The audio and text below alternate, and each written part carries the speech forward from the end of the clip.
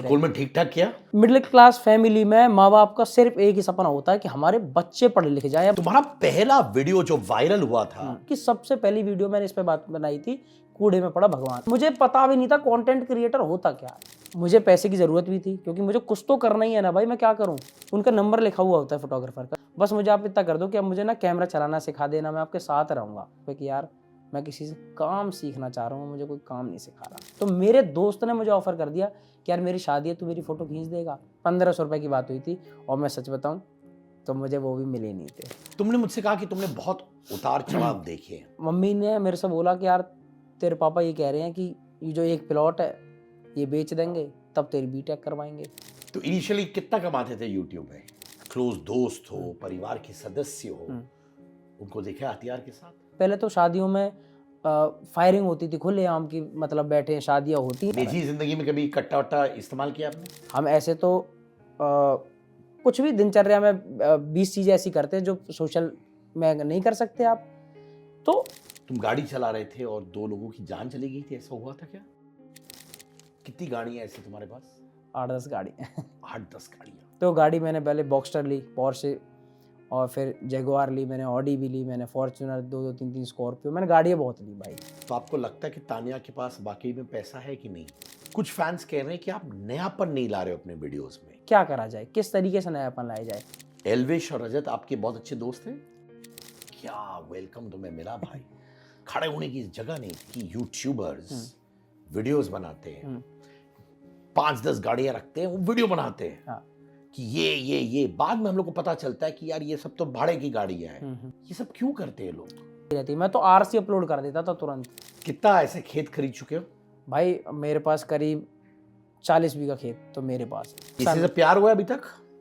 प्यार, हाँ भाई। नतालिया को मिलाया मम्मी से, पापा है? से? और अगर मम्मी पापा ने नतालिया से मुलाकात करके बोली ये लड़की मुझे पसंद आई, और नतालिया ने बोला मुझे भी मृदुल पसंद है, तो शादी कर लो? मतलब मेरी क्यूट लव स्टोरी रही है बहुत। 7 मार्च के लिए कि कर सकता हूँ इस साल में शादी। हमने डांस देखा था तुम्हारा, बहुत अच्छे लग रहे थे दोनों, शादी कर लो। कपड़ों का जैसे हम बच्चे कपड़े लटक रहे होते तो मुझे बच्चों की याद आ जाती है कि यार बच्चे होते तो मैं उनके लिए ले जाता। सैयारा के बारे में तुम लोग ने कहा था, कुछ 3-4 लोगों ने कहा था कि यार ये फेक पीआर किया था उन्होंने, या जीके ने भी बोला या अशनूर ने बोला। तो शेर की खाल में लोमड़ी कहा। मीडिया ने प्रणीत को कटप्पा भी कहा था। इनफैक्ट मीडिया ने कुछ सवाल उठाए थे गौरव और उनकी वाइफ और उनके बच्चे के विषय में। फरहाना ने ऑब्वियसली देखा कि कैसे अमाल ने उनकी थाली छीनी, और आप उसी थाली में वो खाना खा रही हैं। उनके साथ ये सारी चीजें बहुत ज्यादा हुई हैं। जिससे लड़ाई होती रही वो बाद में उन्हीं की दोस्त होती रही कि आप दोस्त बन जाओ, आप दुश्मन बन जाओ, आप दोस्त बन जाओ, आप दुश्मन बन जाओ। शहबाज, पगला, तानिया फर्जी। राम राम जी, कैसे मेरे सारे भाई। मैं आपका छोटा भाई मृदुल, और आप देख रहे हैं सिद्धार्थ कनन यूट्यूब चैनल पे मुझे। तो प्लीज लाइक, शेयर, सब्सक्राइब।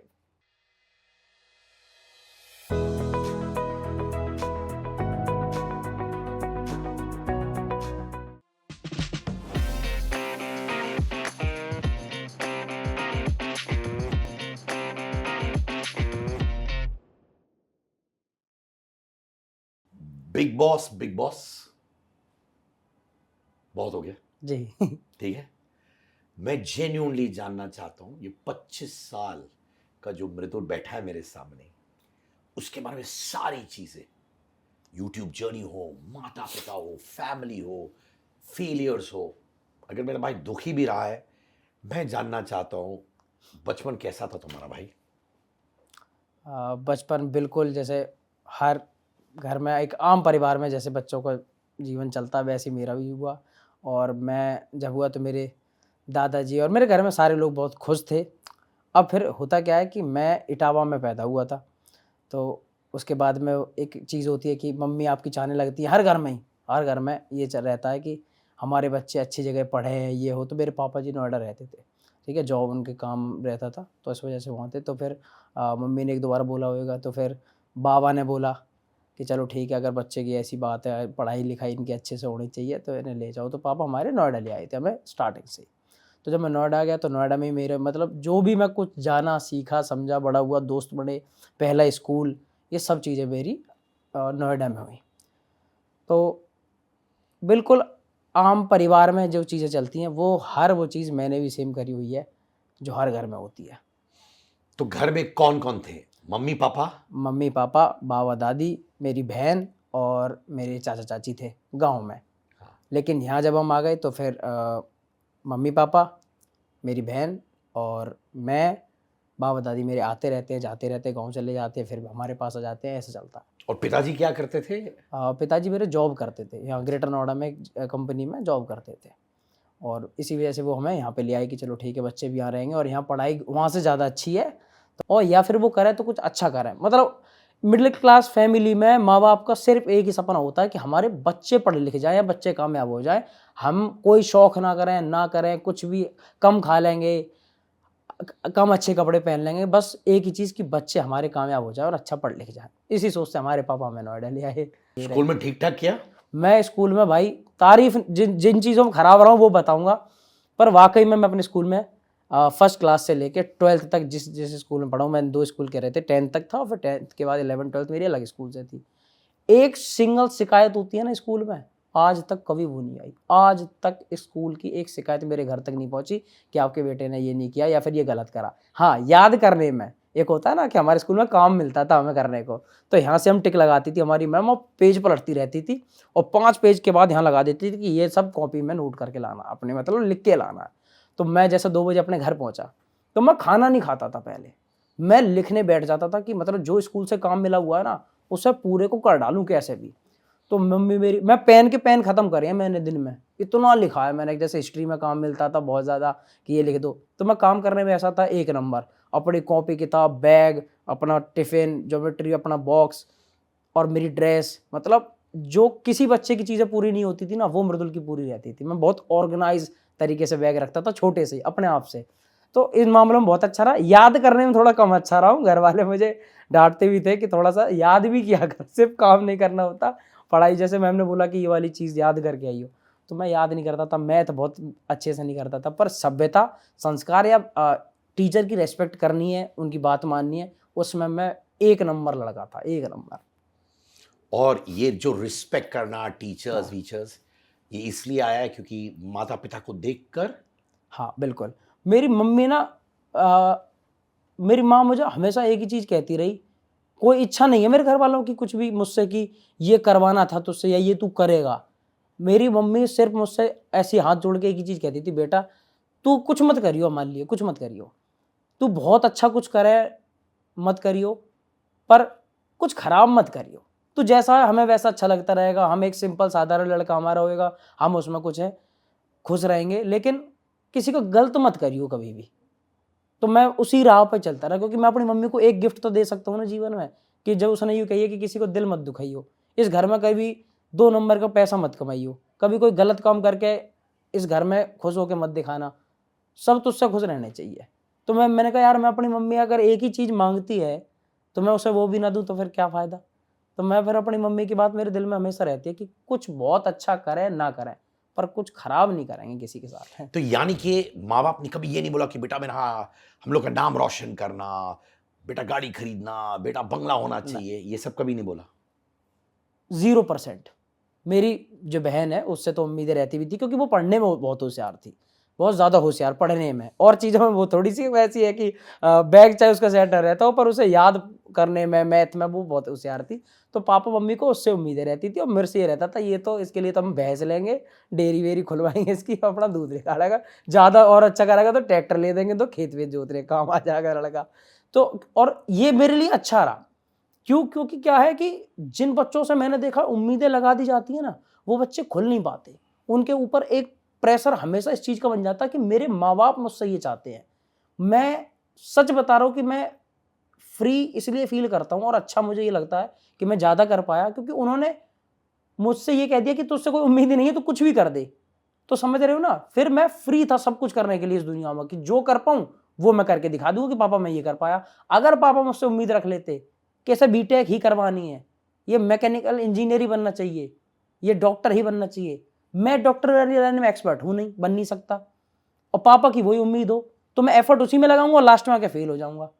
यहाँ पापा ने उम्मीद मुझसे छोड़ी और मैं हो गया फ्री, कि अब जो कर दूंगा वो पापा के लिए सरप्राइज होगा, तो मैंने अच्छा कर दिया। तुम्हारा पहला वीडियो जो वायरल हुआ था वो स्कूल में था? मैं आपको पूरे यूट्यूब चैनल का, क्योंकि बहुत सारे लोग हैं जो जानना चाह रहे हैं, जो नए लोग जुड़े हैं बिग बॉस के बाद से भी, मैं बताऊं, मैंने यूट्यूब पर सबसे पहली वीडियो ना, मैं संदीप माहेश्वरी सर को देखता था, तो मुझे बड़ा अच्छा लगता था कि कोई इंसान ना कोई अच्छी नॉलेज वाली चीज़ें भी फैलाते हैं, और ऐसे मैं उनको देखता था।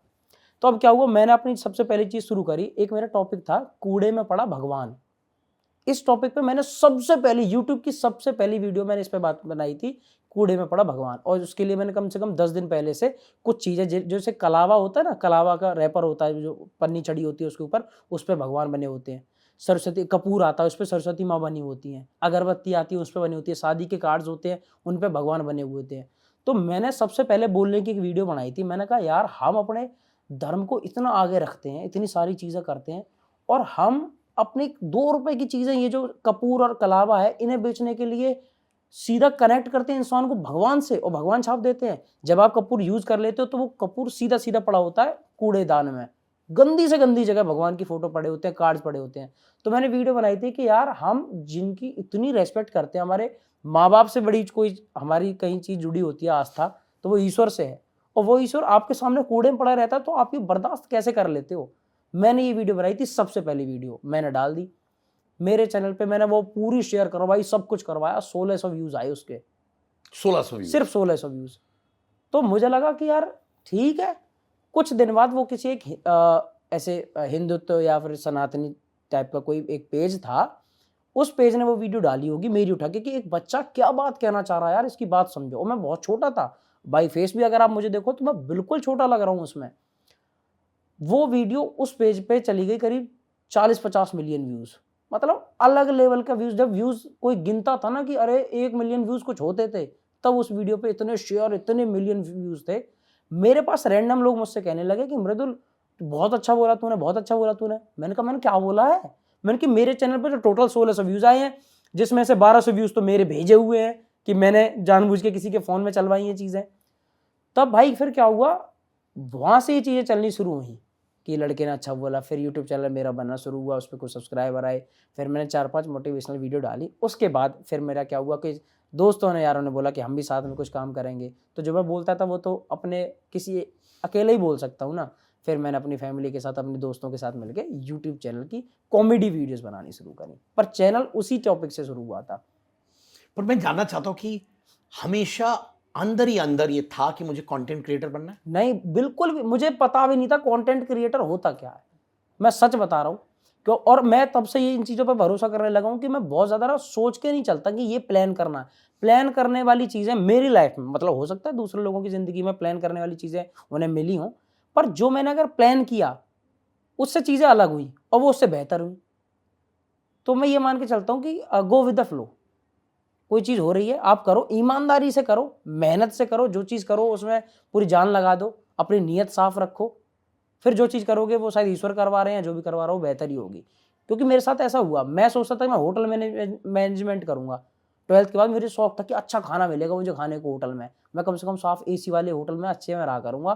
कैसी, क्योंकि नौकरी मैंने करते हुए लोगों को देखा है ना, बेचारे परेशान होते हैं। जैसे किसी बिस्किट बनाने वाली कंपनी में बहुत गर्मी होती है, बेचारे उनके बीच में काम कर रहे होते हैं। ठीक है, लोहा या फिर किसी ऐसे जिसमें भारी भरकम चीज़ों का काम होता है, उन वाली कंपनियों में इतनी गर्मी, इतनी मेहनत का काम होता है। तो मुझे लगता था कि काम तो करना ही है, हम भी वही 30-35 हज़ार की नौकरी करेंगे, क्योंकि उससे ज़्यादा नहीं सोचते थे ना भाई। तो ये था, मैंने कहा यार होटल की नौकरी अच्छी रहती होगी, अच्छा खाना खाया करेंगे और अच्छी जगह रहा करेंगे। सोचा वो था, एडमिशन भी लिया, कॉलेज भी जाना शुरू हुआ। पर उसमें क्योंकि वो आगे चल के उसमें कुछ चीज़ें नॉनवेज वाली बात थी, नॉनवेज वगैरह चीज़ें आती होटल मैनेजमेंट में। तो मेरी मम्मी को वो चीज़ें पसंद नहीं थी कि किचन क्लासेस में ये सब चीज़ें काटना वाटना सीखना पड़ेगा और ये नॉनवेज की चीज़ें आएंगी। हमें बताया गया था कि ऐसी चीज़ें आगे होंगी। तो मैंने वो कॉलेज छोड़ दिया। फिर मैंने लिया कैमरा। कैमरे से मैं फोटोग्राफी करने लगा कि फ़ोटोशूट वगैरह कि कहीं भी कैसे भी करके। अब मेरे से कोई फ़ोटो ना खिंचवाए, भाई कौन उससे रैंडम कहीं आके पैसे दे के फ़ोटो खिंचवा लेगा। मैंने स्ट्रीट फोटोग्राफी शुरू करी। स्ट्रीट कि मैं कैमरा समझूँ कि कैमरा होता क्या है, ये आईएसओ क्या होते हैं, शटर स्पीड क्या होती है, अपर्चर क्या होता है, इसे समझने के लिए मैंने कैमरा चलाया। और उसके लिए मैं कुत्ते बिल्ली अंकल बैठे हों, मूंगफली रखी हों सड़क पे, गाजर मूली, हर चीज़ की मैंने फ़ोटो खींचनी शुरू करी। 2-3 महीने किया और मैं इस चीज़ में बड़ा परफेक्ट हो गया। फिर पैसे कमाने के, अब मेरे पास, मैं काम तो कर रहा हूँ पर मेरे पास पैसा है ही नहीं। फिर मैंने एक एक चीज़ें चलती हैं कि कुछ मेकअप आर्टिस्ट ना मॉडल्स को बुलाते हैं, उन्हें तैयार करते हैं, फिर उन्हें फोटोग्राफर चाहिए होता है। तो मैं उनके पास जाने लगा। मैंने कहा यार मुझे सीखना है, मैं इंसानों की फ़ोटो खींचना चाहता हूँ भाई, कोई अच्छे से मेरे से कोई फ़ोटो शूट करवाए ना। तो मैं उनके पास जाता था, उनकी फ़ोटो खींच देता था। मुझे पैसे तो वो लोग भी देते नहीं थे, कहते थे आप अपने इंस्टाग्राम पे डाल लो। तो मुझे भी लगता था कि यार पैसा तो फिर भी यहाँ से भी आना शुरू नहीं हुआ। फिर एक रेस्टोरेंट था, उन्होंने मुझसे बोला कि आप मेरे इंस्टाग्राम का पेज चलाया करो, खाना बन के आया करेगा गेस्ट को सर्व होने के लिए, आप उसकी फ़ोटो क्लिक करना और इंस्टाग्राम को अपडेट रखना। मैंने उनका वो किया, तो वहाँ से मुझे बहुत थोड़े बहुत रुपए मिलने लगे थे कि अभी 800 रुपये मिल गए, 1000 रुपये मिल गए, ऐसी चीज़ें होने लगी। तो एक बार तो ऐसा हुआ, मैंने ये बात पहले कहीं शायद बिल्कुल बताई नहीं है। मुझे पैसे की ज़रूरत भी थी, क्योंकि मुझे कुछ तो करना ही है ना भाई, मैं क्या करूँ? पैसे से ही चलती है हर चीज़, आप कितना ही अच्छा काम करते रहो। मैं अपने दोस्त के, अपने गाँव में एक लड़का है, हमारे भाई था, मैं उसका दोस्त हूँ, पर उसे पता है कि मृदुल फ़ोटो बहुत अच्छी खींचता है और मुझे इसके सामने फ़ोटो खिंचवाने में कोई दिक्कत नहीं आएगी और ये काम कर देगा। तो मेरे दोस्त ने मुझे ऑफ़र कर दिया कि यार मेरी शादी है, तू मेरी फ़ोटो खींच देगा। अब मैंने कहा यार मना कैसे करूँ इसको?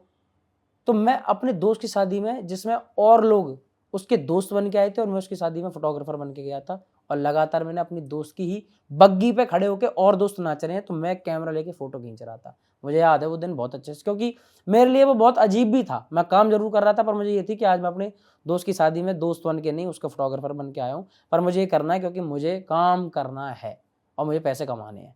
तो मैंने वो चीज़ करी थी, और बड़े मतलब भाई बहुत उतार चढ़ाव रहे, बहुत सारी चीज़ें होती रहीं। फिर कैमरे से मैंने जब वीडियो बनानी शुरू करी, सबसे पहली वीडियो बनाई, दूसरी तीसरी वीडियो बनाई, कैमरे से काम करना शुरू किया, तब ये सारी चीज़ें होनी शुरू हुई और फिर मैं एकदम यूट्यूब में आ गया। तो आप देख रहे हो कि मेरा तो प्लान है ही नहीं ना इसमें कहीं भी। अपने आप से मैंने कैमरा लिया तो मैं फ़ोटो खींचना सीख गया। उसी कैमरे से मैंने सोचा एक बार कभी वीडियो बना लूँ, तो मैं वीडियो बनानी सीख गया, और फिर वो वीडियो अपने आप चलती चली गई, लोगों को पसंद आने लगी। फिर कोविड आया, तो लोग फ्री भी थे घर में और हम शूट कर पा रहे थे, लगातार हम वीडियो दे पा रहे थे यूट्यूब पे। तो वीडियो चली, उन पे व्यूज़ उस लेवल के व्यूज़ गए कि ये हो क्या रहा है। ऐसे भाई जर्नी है वही शुरू। तो जो दोस्त ने तुम्हें अपनी खुद की शादी के लिए फोटो खींचने के लिए बोला था, कितने रुपए दिए थे उस टाइम? भाई उससे बात तो हुई थी कि 1500 रुपये दियो। शाम को 4 बजे जब घुड़चढ़ी होगी उसके घर से, तो उसके साथ जाना है, और सुबह जब विदा होके बीवी उसके घर में आ जाएगी, तो लास्ट फोटो क्लिक करके कि एंट्री हो गई, तब आपको बाय कर दिया जाएगा। तो पूरी रात का एक वो सिस्टम चलता था, सुबह 4 बजे से लेके सुबह 8 बजे तक लड़की घर आ जाती थी। तो तब तक फ़ोटो क्लिक करने के 1500 रुपये की बात हुई थी, और मैं सच बताऊँ तो मुझे वो भी मिले नहीं थे। कुछ नहीं दिया उसने? कुछ भी नहीं दिया था। कैसा दोस्त है रे ये? भाई दोस्त क्या ही कहूँ मैं, अब अपने दोस्त को गलत नहीं कहूँगा, पर वो एक नहीं होता कि ये दे दूँगा, दे दूँगा, दे दूँगा, वो फ़ोटो भी चली गई। फिर दोस्त से कितना ही कहा जा सकता है, पर वो मिले नहीं थे कभी। माने यहाँ पे तुम्हारे जो जिगरी दोस्त थे, नाच गाना सब कर रहे हैं, जो तुम कर सकते थे, हाँ, तुमने वो सब छोड़ दिया। अपने दोस्त के लिए मैंने छोड़ा था। मैंने कहा यार मेरा भाई है तो मैं फ़ोटो क्लिक कर दूँगा। खैर बहुत जिगरी दोस्त मैं नहीं था, बहुत ज़्यादा एक होता है कि बिल्कुल घर का ही हो, एकदम भाई वाली बात हो, लेकिन मेरा दोस्त था जिसमें मैं इन्विटेशन से उसका गेस्ट बन के जा सकता था और जाता, तो उसमें मैं फ़ोटोग्राफ़र बन के गया था। वो भी मिला नहीं तुमको? वो भी पैसे मिले नहीं, क्योंकि वो बात नहीं टल जाती कि अपने दोस्त ही तो है, अबे करता हूँ, तो वो इतना हो गया कि मन ही नहीं किया कभी माँगने का, चल छोड़ यार। तो जब अब मम्मी पापा को पता चल गया कि मेरा लाडला जो है हाँ, वीडियोस में घुस गया, हाँ। उन्होंने कभी तुमसे कहा कि यार ये क्या कर रहे हो, इससे घर कैसे चलेगा, ऐसा कुछ था? नहीं, उनके मन में एक चीज़ थी कि ये सब चीज़ें ना बहुत शॉर्ट टर्म होती हैं, मतलब बहुत कम समय के लिए आती हैं, तो बेटा कुछ वीडियो चल रही हैं तो आप इन पे भरोसा नहीं कर सकते, आपको पूरे जीवन के बारे में भी सोचना चाहिए। ये क्या होती है, क्योंकि तब मुझे खुद नहीं पता था कि यूट्यूब से पैसे भी आते हैं, या फिर आप और भी चीज़ें कर सकते हो, कल को बड़े नाम जब बन जाते हो तो 5 काम और भी आपकी ज़िंदगी में आते हैं। ये सब पता नहीं था, तो मैंने कहा पापा जी अब जब तक चल रहा है तब तक तो चलाने दो मुझे। और फिर जब उन्हें एक चीज़ मिल रही थी जो मेरे माँ-बाप को चाहिए थी मुझसे, कि गलत तो नहीं कर रहा ना, तो मेरी वीडियो जो थी वो फैमिली वाली थी। सब लोग उनसे मिलते ही कह देते अरे मृदुल ने वो वीडियो बनाई, हमने देखी, बड़ी अच्छी लगी। तो जो उन्हें मिल रहा था वो गलत कह ही नहीं रहा, तो फिर वो टोकेंगे किस बात पे? जब घरवालों से आके कोई कह रहा है अरे मृदुल ने वो वीडियो बनाई, हमें बहुत अच्छी लगी, या फिर कमेंट आ रहे हैं उस पे, तो घरवाले वीडियो तो देख ही रहे हैं ना क्या बनाई, फिर कमेंट भी पढ़ रहे हैं। तो जब उसमें कोई गलत नहीं लिख रहा तो लड़का गलत है कहाँ? तो वो कुछ नहीं बोले, शांत रहे एकदम। फिर जब यार भाई रिजल्ट आता दिखता है किसी भी चीज़ का तो सब शांत रहते हैं फिर। तो अब तुम्हारे वीडियोस वायरल होने लगे, जी। ठीक है।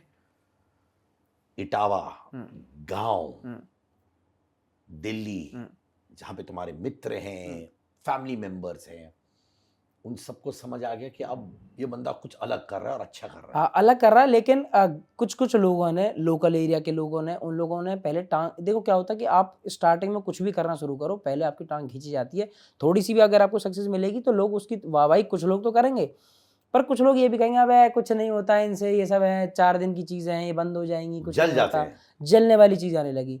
फिर दूसरा स्टेप आता है जब वो शॉक हो जाते हैं। 3 स्टेप में होती है पूरी ये वाली जर्नी। एक टाइम पे लोग आपको छेड़ेंगे, हँसेंगे, मज़ाक उड़ाएँगे।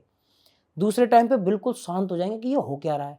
और तीसरे स्टेप में आपके दोस्त बन जाएँगे कि अरे! ये तो हमारे यहीं का ही है, हमारा भाई है, हमने तो ऐसा बहुत वो करा है।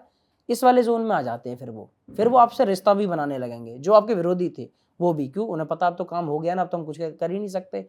सबसे पहले काम बिगाड़ने की मज़ाक करने की कोशिश करोगे, अबे तुझसे होगा नहीं, ये बहुत बड़े लोगों के काम है, तुझसे कुछ नहीं होने वाला। दूसरे में सहम जाओ कि ये हो कैसे रहा है? और तीसरे में जब हो ही गया, कुछ नहीं कर सकते, तो ताली बजा दो, वाह! हम तो तुम्हारे साथ थे ही। ये वाली चीज़ें चलती हैं भाई, और हर किसी इंसान की लाइफ में चल रही हैं ये चीज़ें कहीं न कहीं। तो वो यानी उस वक्त नीचे खींचने वाले भी लोग थे। हाँ, बहुत ज़्यादा थे बल्कि। कुछ-कुछ लोग जो, और वो लोग थे जिनसे उम्मीद नहीं है।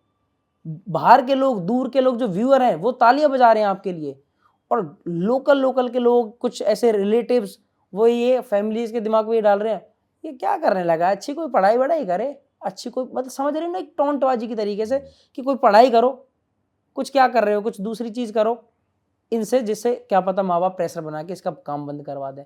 कुछ भी चीज़ें हो सकती है ना उनके दिमाग में। तो जिनसे उम्मीद नहीं थी उन लोगों ने इस तरीके की करने की कोशिश करी, पर जब होता चला गया तो घरवाले भी फिर साथ ही हो गए कि अबे ठीक है ना, गलत क्या कर रहा है लड़का ये तो बताओ। तुमने मुझसे कहा कि तुमने बहुत उतार चढ़ाव देखे हैं। ये छोटी सी जिंदगी, कि 25 तो अभी छोटी सी जिंदगी है, और बहुत कुछ देखा तुमने। और कौन से वो 3-4 चीजें जो तुमने देखी जो एक्चुअली तुम्हें यहां लगा? ठीक है, 2 एक्सपीरियंस बताऊँगा जिन्होंने मुझे आज तक, मैं जिनकी वजह से कभी रोया हूँ थोड़ा-सा, जिसकी वजह से मुझे लगा कि यार ये जो मुझे चुभ गई थी, याद थी कि मैं इसकी वजह से ही कर रहा हूँ जो कुछ कर रहा हूँ, कभी क्या हुआ। सबसे पहली चीज़, जब मेरा एडमिशन हो रहा था, मैं गलगोटिया में एडमिशन ले रहा था, तो बीटेक की बात चल रही थी। मम्मी-पापा पापा के मन में आई कि बेटा जब कुछ 12th हो गई तो क्या करते हैं सब लोग, वो ट्रेंड चल रहा था हमारे यहाँ कि बीटेक करनी होती है, तो वो बीटेक चल रही। तो मम्मी ने मेरे से बोला कि यार तेरे पापा ये कह रहे हैं कि ये जो एक प्लॉट है ये बेच देंगे, तब तेरी बीटेक करवाएँगे। अब मुझे ये डर है कि अगर मैं बीटेक करूँगा तो ये प्लॉट बेच देंगे, और मैं बीटेक अच्छी नहीं करी तो मुझे गालियाँ पड़ेंगी। तो मैं उनसे ये कह रहा था कि यार मत करवाओ, क्योंकि मैंने कुछ करा नहीं, तो तुम्हारा एक जो प्लॉट पड़ा है ये भी मैं बिकवा दूँगा। तो उस टाइम पे जो मेरी मम्मी परेशान हुई थी ना कि आज हम अपने बच्चे को खुल के इसलिए नहीं पढ़ा पा रहे क्योंकि हमारे पास इतना पैसा नहीं है जो हम अपने बच्चे के ऊपर पढ़ाई में कितना भी खर्च कर सकें, रिस्क ले सकें। हमें ये है कि अगर हमने कर दिया तो हमें फिर इससे रिजल्ट चाहिए ही चाहिए होगा, क्योंकि हमारे पास दूसरा कोई ऑप्शन था नहीं। तो मैं उस वक़्त ना वो मजबूरी समझ रहा था कि यार ये किस पॉइंट पे है कि अगर कर दिया और उससे रिजल्ट नहीं आया तो परेशानी, और ना करें तो फिर लड़का करे क्या? ये चीज़ चल रही थी। दूसरा एक सबसे बड़ा पॉइंट था कि जब मैंने आपको बताया कि मैं कैमरा ले रहा था, मैं फ़ोटोग्राफ़ी कर रहा था। मेरा एक भाई है, वो अपने मामा के यहाँ गया हुआ था, तो एल्बम शूट करी थी किसी बड़े फ़ोटोग्राफ़र ने, ठीक है? मैं उनका नाम जानता हूँ, पर यहाँ क्या ही बोलूँ उनको, क्योंकि उसमें उनकी कोई गलती नहीं है। तो मैंने उनकी जो एल्बम थी ना, उसमें नीचे से उनका नंबर लिखा हुआ होता है फ़ोटोग्राफ़र का, तो मैंने नंबर लिया और मैंने घर आके चुप आराम से फ़ोन कर दिया अपने दोस्त को बिना बताए। मैंने कहा, भैया मैं ग्रेटर नोएडा से बोल रहा हूँ, मुझे काम सीखना है, तो क्या आप मुझे अपने पास रख लोगे? सिर्फ़ अपना एकदम आप मुझे छोटू बना के रख लेना, कोई दिक्कत नहीं, मैं आपके पास बस काम सीखना चाहता हूँ, मुझे ₹1 भी नहीं चाहिए, मैं अपने घर पे आके खाना भी अपने घर का खा लूँगा। बस मुझे आप इतना कर दो कि अब मुझे ना कैमरा चलाना सिखा देना, मैं आपके साथ रहूँगा, मुझे सिखा दो। तो उन्होंने, क्योंकि वो उस टाइम पे थोड़े बड़े फ़ोटोग्राफ़र थे, तो उन्होंने मुझे इतना तवज्जो देना भी नहीं सही सही समझा। उन्हें लगे क्योंकि मैंने अप्रोच कर दिया ना उस तरीके से कि भाई मुझे ऐसा कर लो, तो उन्होंने मुझे ध्यान नहीं दिया और बोला कि नहीं, नहीं हम ऐसे नहीं कर सकते, और बहुत अजीब तरीके से उन्होंने मुझे इग्नोर करा। ऐसा चल रहा था कि घर पे थोड़ा मुझे सुनाने लगे थे, बातें होने लगी थी कि अब पढ़ाई भी नहीं कर रहा तो फिर अब करना क्या है? तो मैं उस दिन बड़ा डिस्टर्ब था, मैं रो गया था उस बात पे कि यार मैं किसी से काम सीखना चाह रहा हूँ, मुझे कोई काम नहीं सिखा रहा। फिर मैंने यूट्यूब से सीखना शुरू करा और फिर यूट्यूब करते करते यूट्यूबर ही बन गया मैं। कभी ऐसा हुआ है कि आपके एक्सेंट या भाषा पे लोगों ने आपका मजाक उड़ाया? नहीं, कुछ कुछ लोगों ने जिन्होंने बनाया भी, तो मैंने कहा कि यार देश में, हम भारत में रहते हैं, इस देश में इतनी अलग अलग तरीके की भाषाएं हैं, तो अगर आप अपनी भाषा पे प्राउड कर रहे हो तो मुझे अपनी भाषा पे प्राउड है भाई। हमारे यहाँ एक क्षेत्र पूरा बोल रहा है, कम से कम 10-20 करोड़ की जनता तो बोल ही रही है ना वो भाषा, तो आप कैसे कह सकते हो कि भाषा गलत है? और भाषाएं कुछ होती नहीं है, भाषाएं तो एक क्षेत्र में एक इंसान ने अपनी बात एक दूसरे तक पहुंचाने का एक जरिया बनाया हुआ है। कौन कहता है कि इंग्लिश सही है, कौन कहता है कि हिंदी सही है, कौन कहता है मराठी सही है? भाषाएं तो अपनी बात एक दूसरे तक पहुंचाने के लिए है ना। मेरे हिसाब से अगर शरीर की भाषा देखा जाए, बॉडी की भाषाएं कुछ कुछ है, देखना, बॉडी की अपनी एक भाषा है। भाषाएं ये सारी हमने खुद क्रिएट करी, पर बॉडी की अपनी खुद की भाषा क्या है? आप दुखी होगे, आपका चेहरा उदास हो जाएगा। आप और ज़्यादा दुखी होगे तो शरीर की भाषा है रो देना, आंसू निकल जाएंगे, तो वो शरीर की भाषा है। खुश होना, शब्द बनाए हमने, लेकिन शरीर की भाषा क्या है? स्माइल, तो मतलब आप खुश हो गए ना। तो ये शरीर की भाषाएं हैं। अब हमने जो भी भाषा लोगों ने मिलके बनाई है अलग अलग, तो सबने अपने अपने क्षेत्र के हिसाब से बनी होंगी, जब, क्योंकि देश में तो हर जगह 200 किलोमीटर पे वो बदलती, कोस कोस पर बदले पानी और 100 कोस पर वाणी, ठीक है। तो जब वाणी बदल जाती है, तो मैं तो ये कहता हूँ कि आप अपनी भाषा प्राउड कर रहे हो, मुझे अपनी भाषा पे घमंड है भाई, मैं उसमें कभी सोचा नहीं। और मेरी भाषा ने मुझे खाने को दिया है, मेरी भाषा ने मुझे यूट्यूबर बनाया है, मेरी भाषा से मुझे लोग मेरे साथ जुड़े हुए हैं 20 मिलियन लोग, तो मैं कैसे कह दूं कि वो खराब भाषा है भाई? मेरे लिए तो मेरी भाषा मेरा गर्व है कि मैं प्राउड से कहता हूँ कि मैं इस अलग भाषा में बनाता हूँ। अगर सारी हिंदी भाषा में बनाऊँ मैं कोई चीज़, या खड़ी बोली में बनाऊँ, तो वो शायद बहुत लोग बना रहे हो, पर मेरी भाषा में कुछ तो अच्छा है ना, जो लोग उसे देखने के लिए आ रहे हैं। कितने साल यूट्यूब में रहने के बाद अच्छी आमदनी आने लगी? भाई मेरे साथ ये नहीं हुआ कितने साल वाला चक्कर नहीं हुआ। मैंने 30-40 वीडियो डाली थी, वो मेरी जल्दी शॉर्ट पीरियड में ही आ गई थी मेरी वो वीडियोस, करीब 7 महीने में आ गई होंगी, 8 महीने में, 1 साल में आ गई होंगी लास्ट। उसके बाद में जब मेरी वीडियोस चलनी शुरू हुई, तो फिर हमारी एक साथ ही चलनी शुरू हुई कि वीडियोस पे अगर व्यूज़ आए तो सीधे आने शुरू हुए, कि जो वायरल होनी शुरू हुई, तो ऐसी हुई कि 15 million, 40 million, 80 million, 150 million, 250 million, 300 million. तो ये वाली चीज़ हुई एकदम व्यूज़। और फिर नॉर्मल व्यूज़ तो ऐसे जाते ही थे कि 40 million, 50 million, 40 million, 50 million, Facebook पे 100 मिलियन। तो ये होना शुरू हुआ। तो जब तक हमने गूगल एडसेंस का पिन लगाया, चीज़ें करी तो पैसा हमारा एक साथ अच्छा आना शुरू हुआ था। जब पहली 1-2 पेमेंट होती है जिनमें कुछ कट के आता है, या फिर 1-2 महीना होल्ड की होती हैं, वो स्टार्टिंग वाली कुछ आई, लेकिन उसके बाद से जब आई तो हमारी पेमेंट अच्छी आनी शुरू हुई थी भाई। तो इनिशियली कितना कमाते थे यूट्यूब में? भाई अच्छा कमाते थे अच्छा कमाते थे वाकई में। मैं नोटिस करता हूँ, और जो मैंने तुम्हारे बारे में समझा है, हम्म, बड़े शांत स्वभाव के लड़के हो, जी पर जिस इलाके से तुम आते हो, हाँ यूपी हो, जी। ये सारे एरियाज हो, मैं भी यूपी से आया हूँ, मैं हाँ जी। लखनऊ में पला बड़ा हूँ, आप इटावा के हो, हम्म, है ना। वहाँ पे एक सर्टेन सेगमेंट है हम्म। जो बड़े अलग होते हैं। देखो क्या है, आप समझ गए मैं क्या मैं कह बिल्कुल समझ रहा क्या हूँ आपकी समझे बात, आप? कि जो उस क्षेत्र में बहुत एक गुंडागर्दी टाइप की चीज़ें चलती हैं, लोग थोड़ा बहुत लड़ाई झगड़े में बहुत ज़्यादा बिलीव रखते हैं। मैं आपको इसका पूरा किस्सा बताता हूँ कि मैं ऐसा क्यों हूँ। क्या है कि मैं जिन लोगों के साथ रहता हूँ, जो मेरे यार दोस्त हैं और जो मेरे भाई हैं, जो रात दिन लोग मेरे साथ होते हैं हमारे गांव के आसपास में, मैंने बहुत सारी ऐसी चीज़ें देखी हैं जिनमें ऐसी चीज़ों की वजह से ना पूरे पूरे घर खराब होते देखे हैं मैंने। पूरे मतलब पूरा घर बिखर गया। अच्छे समृद्ध लोग थे, बिल्कुल परेशान हो गए। क्यों?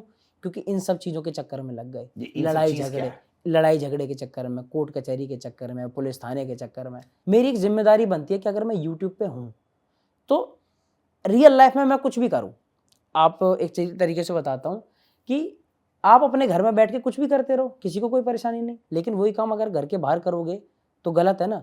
हम ऐसे तो कुछ भी दिनचर्या में 20 चीज़ें ऐसी करते हैं जो सोशल में नहीं कर सकते आप। तो रियल लाइफ में अगर आप कुछ कर भी रहे हो तो उसका मतलब ये नहीं है कि आप उस चीज़ को प्रमोट करो। उसको अगर बढ़ावा दोगे तो आपको बच्चे देख रहे हैं, आपको और लोग देख रहे हैं, तो क्या पता कोई आपसे इंस्पायर होकर कोई और दूसरा करने लगे, तो आपको देख के तो एक दूसरा आपने गुंडा बना दिया ना, एक दूसरे बच्चे की तो करियर खराब कर दिया ना, क्योंकि आपने मोटिवेट कर दिया उस चीज़ को लेके। बच्चे को आप पढ़ाई सिखाओगे वो पढ़ाई सीख जाएगा, बच्चे को आप कट्टा चलाना सिखाओगे वो कट्टा चलाना सीख जाएगा। हमने गाड़ी चलानी सीखी ना तो हम पे आ गई, अब हम गन चलानी सीखना चाहें तो गन चला वो सीख जाएंगे। तो आपने अपने क्लोज दोस्त हो, परिवार के सदस्य हो, उनको देखा हथियार के साथ? बिल्कुल देखा है भाई, क्योंकि लाइसेंस वाली जो पिस्टलें होती हैं, मतलब लाइसेंस है उनके पास उन सब चीज़ों के, और ये सब चीज़ें उधर की तरफ भाई हमारे यहाँ चित्र में चलती भी बहुत हैं, और मोस्टली परिवार में और फैमिलीज़ में लोगों के पास है, कल्चर भी है इन सब चीज़ों का। तो मैं कहता हूँ कि इन्हें अवॉइड करने की कोशिश करो, ना कि इन्हें बढ़ावा दिया जाए।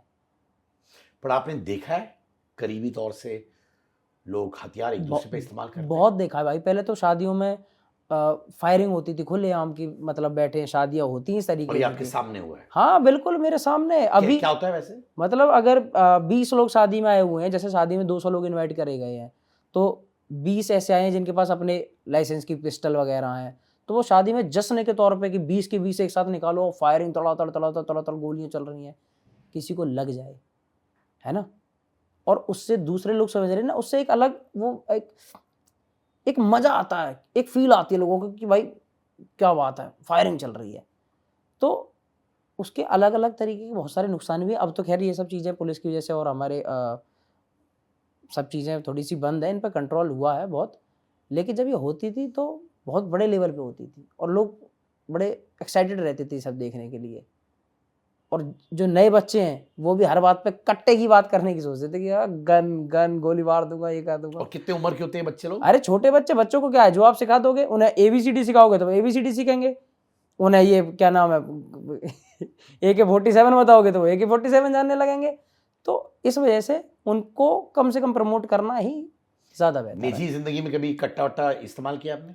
मेरा तो भाई अभी लाइसेंस ही नहीं है, तो मैं तो और मेरी फैमिली और मेरे साथ वाले लोग भी मुझे इन सब चीज़ों से बहुत दूर रखते हैं। तो क्या परिणाम इनके अच्छे नहीं है, इनसे दूर रहो, वो ज़्यादा बेहतर है।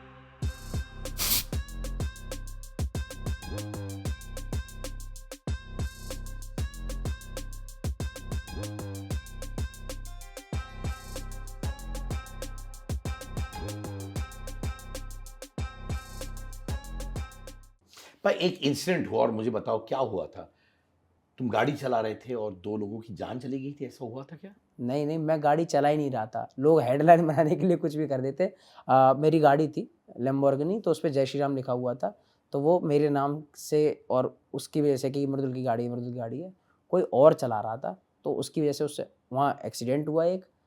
और फिर उसको अगले ही दिन बाद, क्योंकि लोग ना एकदम कनेक्ट तो उस चीज़ से करेंगे ना कि गाड़ी तो उनकी है, तो कुछ भी वीडियो आई, कैसी भी चीज़ दिखी, तो उसको समझे बिना कुछ भी लिख देना। लेकिन जो चला रहे थे उनके पास भी ड्राइविंग लाइसेंस था और उनको भी अगले दिन ज़मानत दे दी गई थी। मेरे तक तो कोई बात आई नहीं।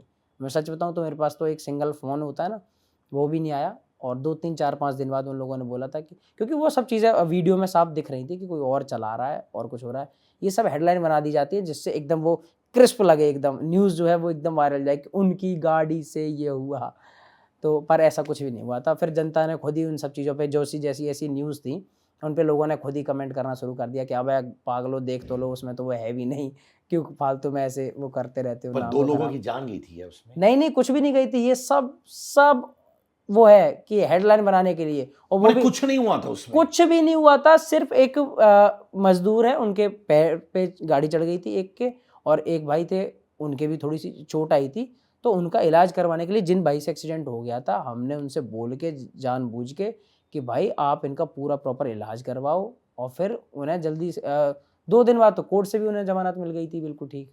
ये सब क्या होता है, जैसे कुछ भी फेक न्यूज़ चैनल हैं, फेक न्यूज़ चैनल इंस्टाग्राम पे बने हुए हैं, वो किसी भी बात को स्प्रेड ऐसे फैलाने में वो करते हैं कि जिससे ज़्यादा व्यूज़ आ जाए। क्योंकि मैंने देखा था उन दिनों क्या चल रहा था कि कोई भी इस टॉपिक से रिलेटेड कोई भी रील डाली जाती थी तो उस पर तुरंत के तुरंत 4 मिलियन 5 मिलियन।